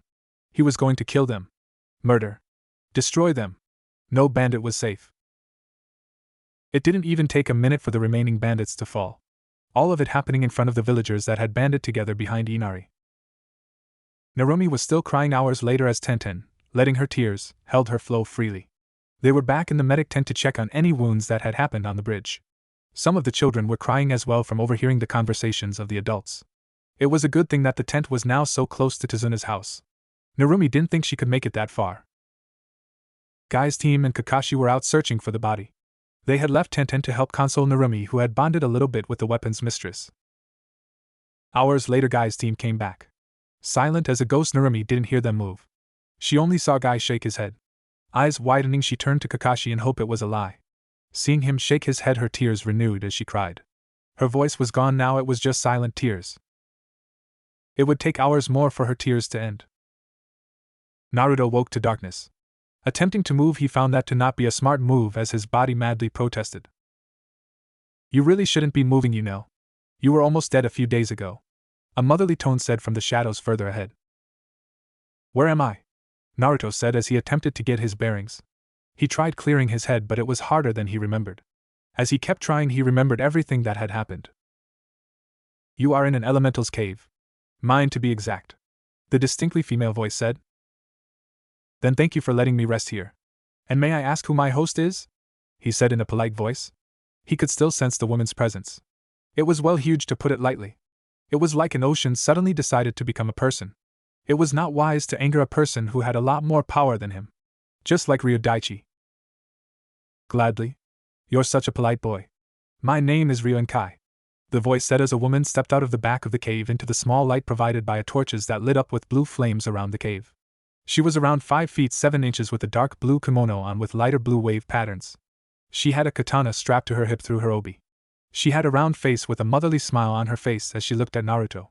Her sea blue eyes were sparkling with kindness in her gaze. Naruto Uzumaki. It's a pleasure to meet such a powerful elemental, he said from his bed.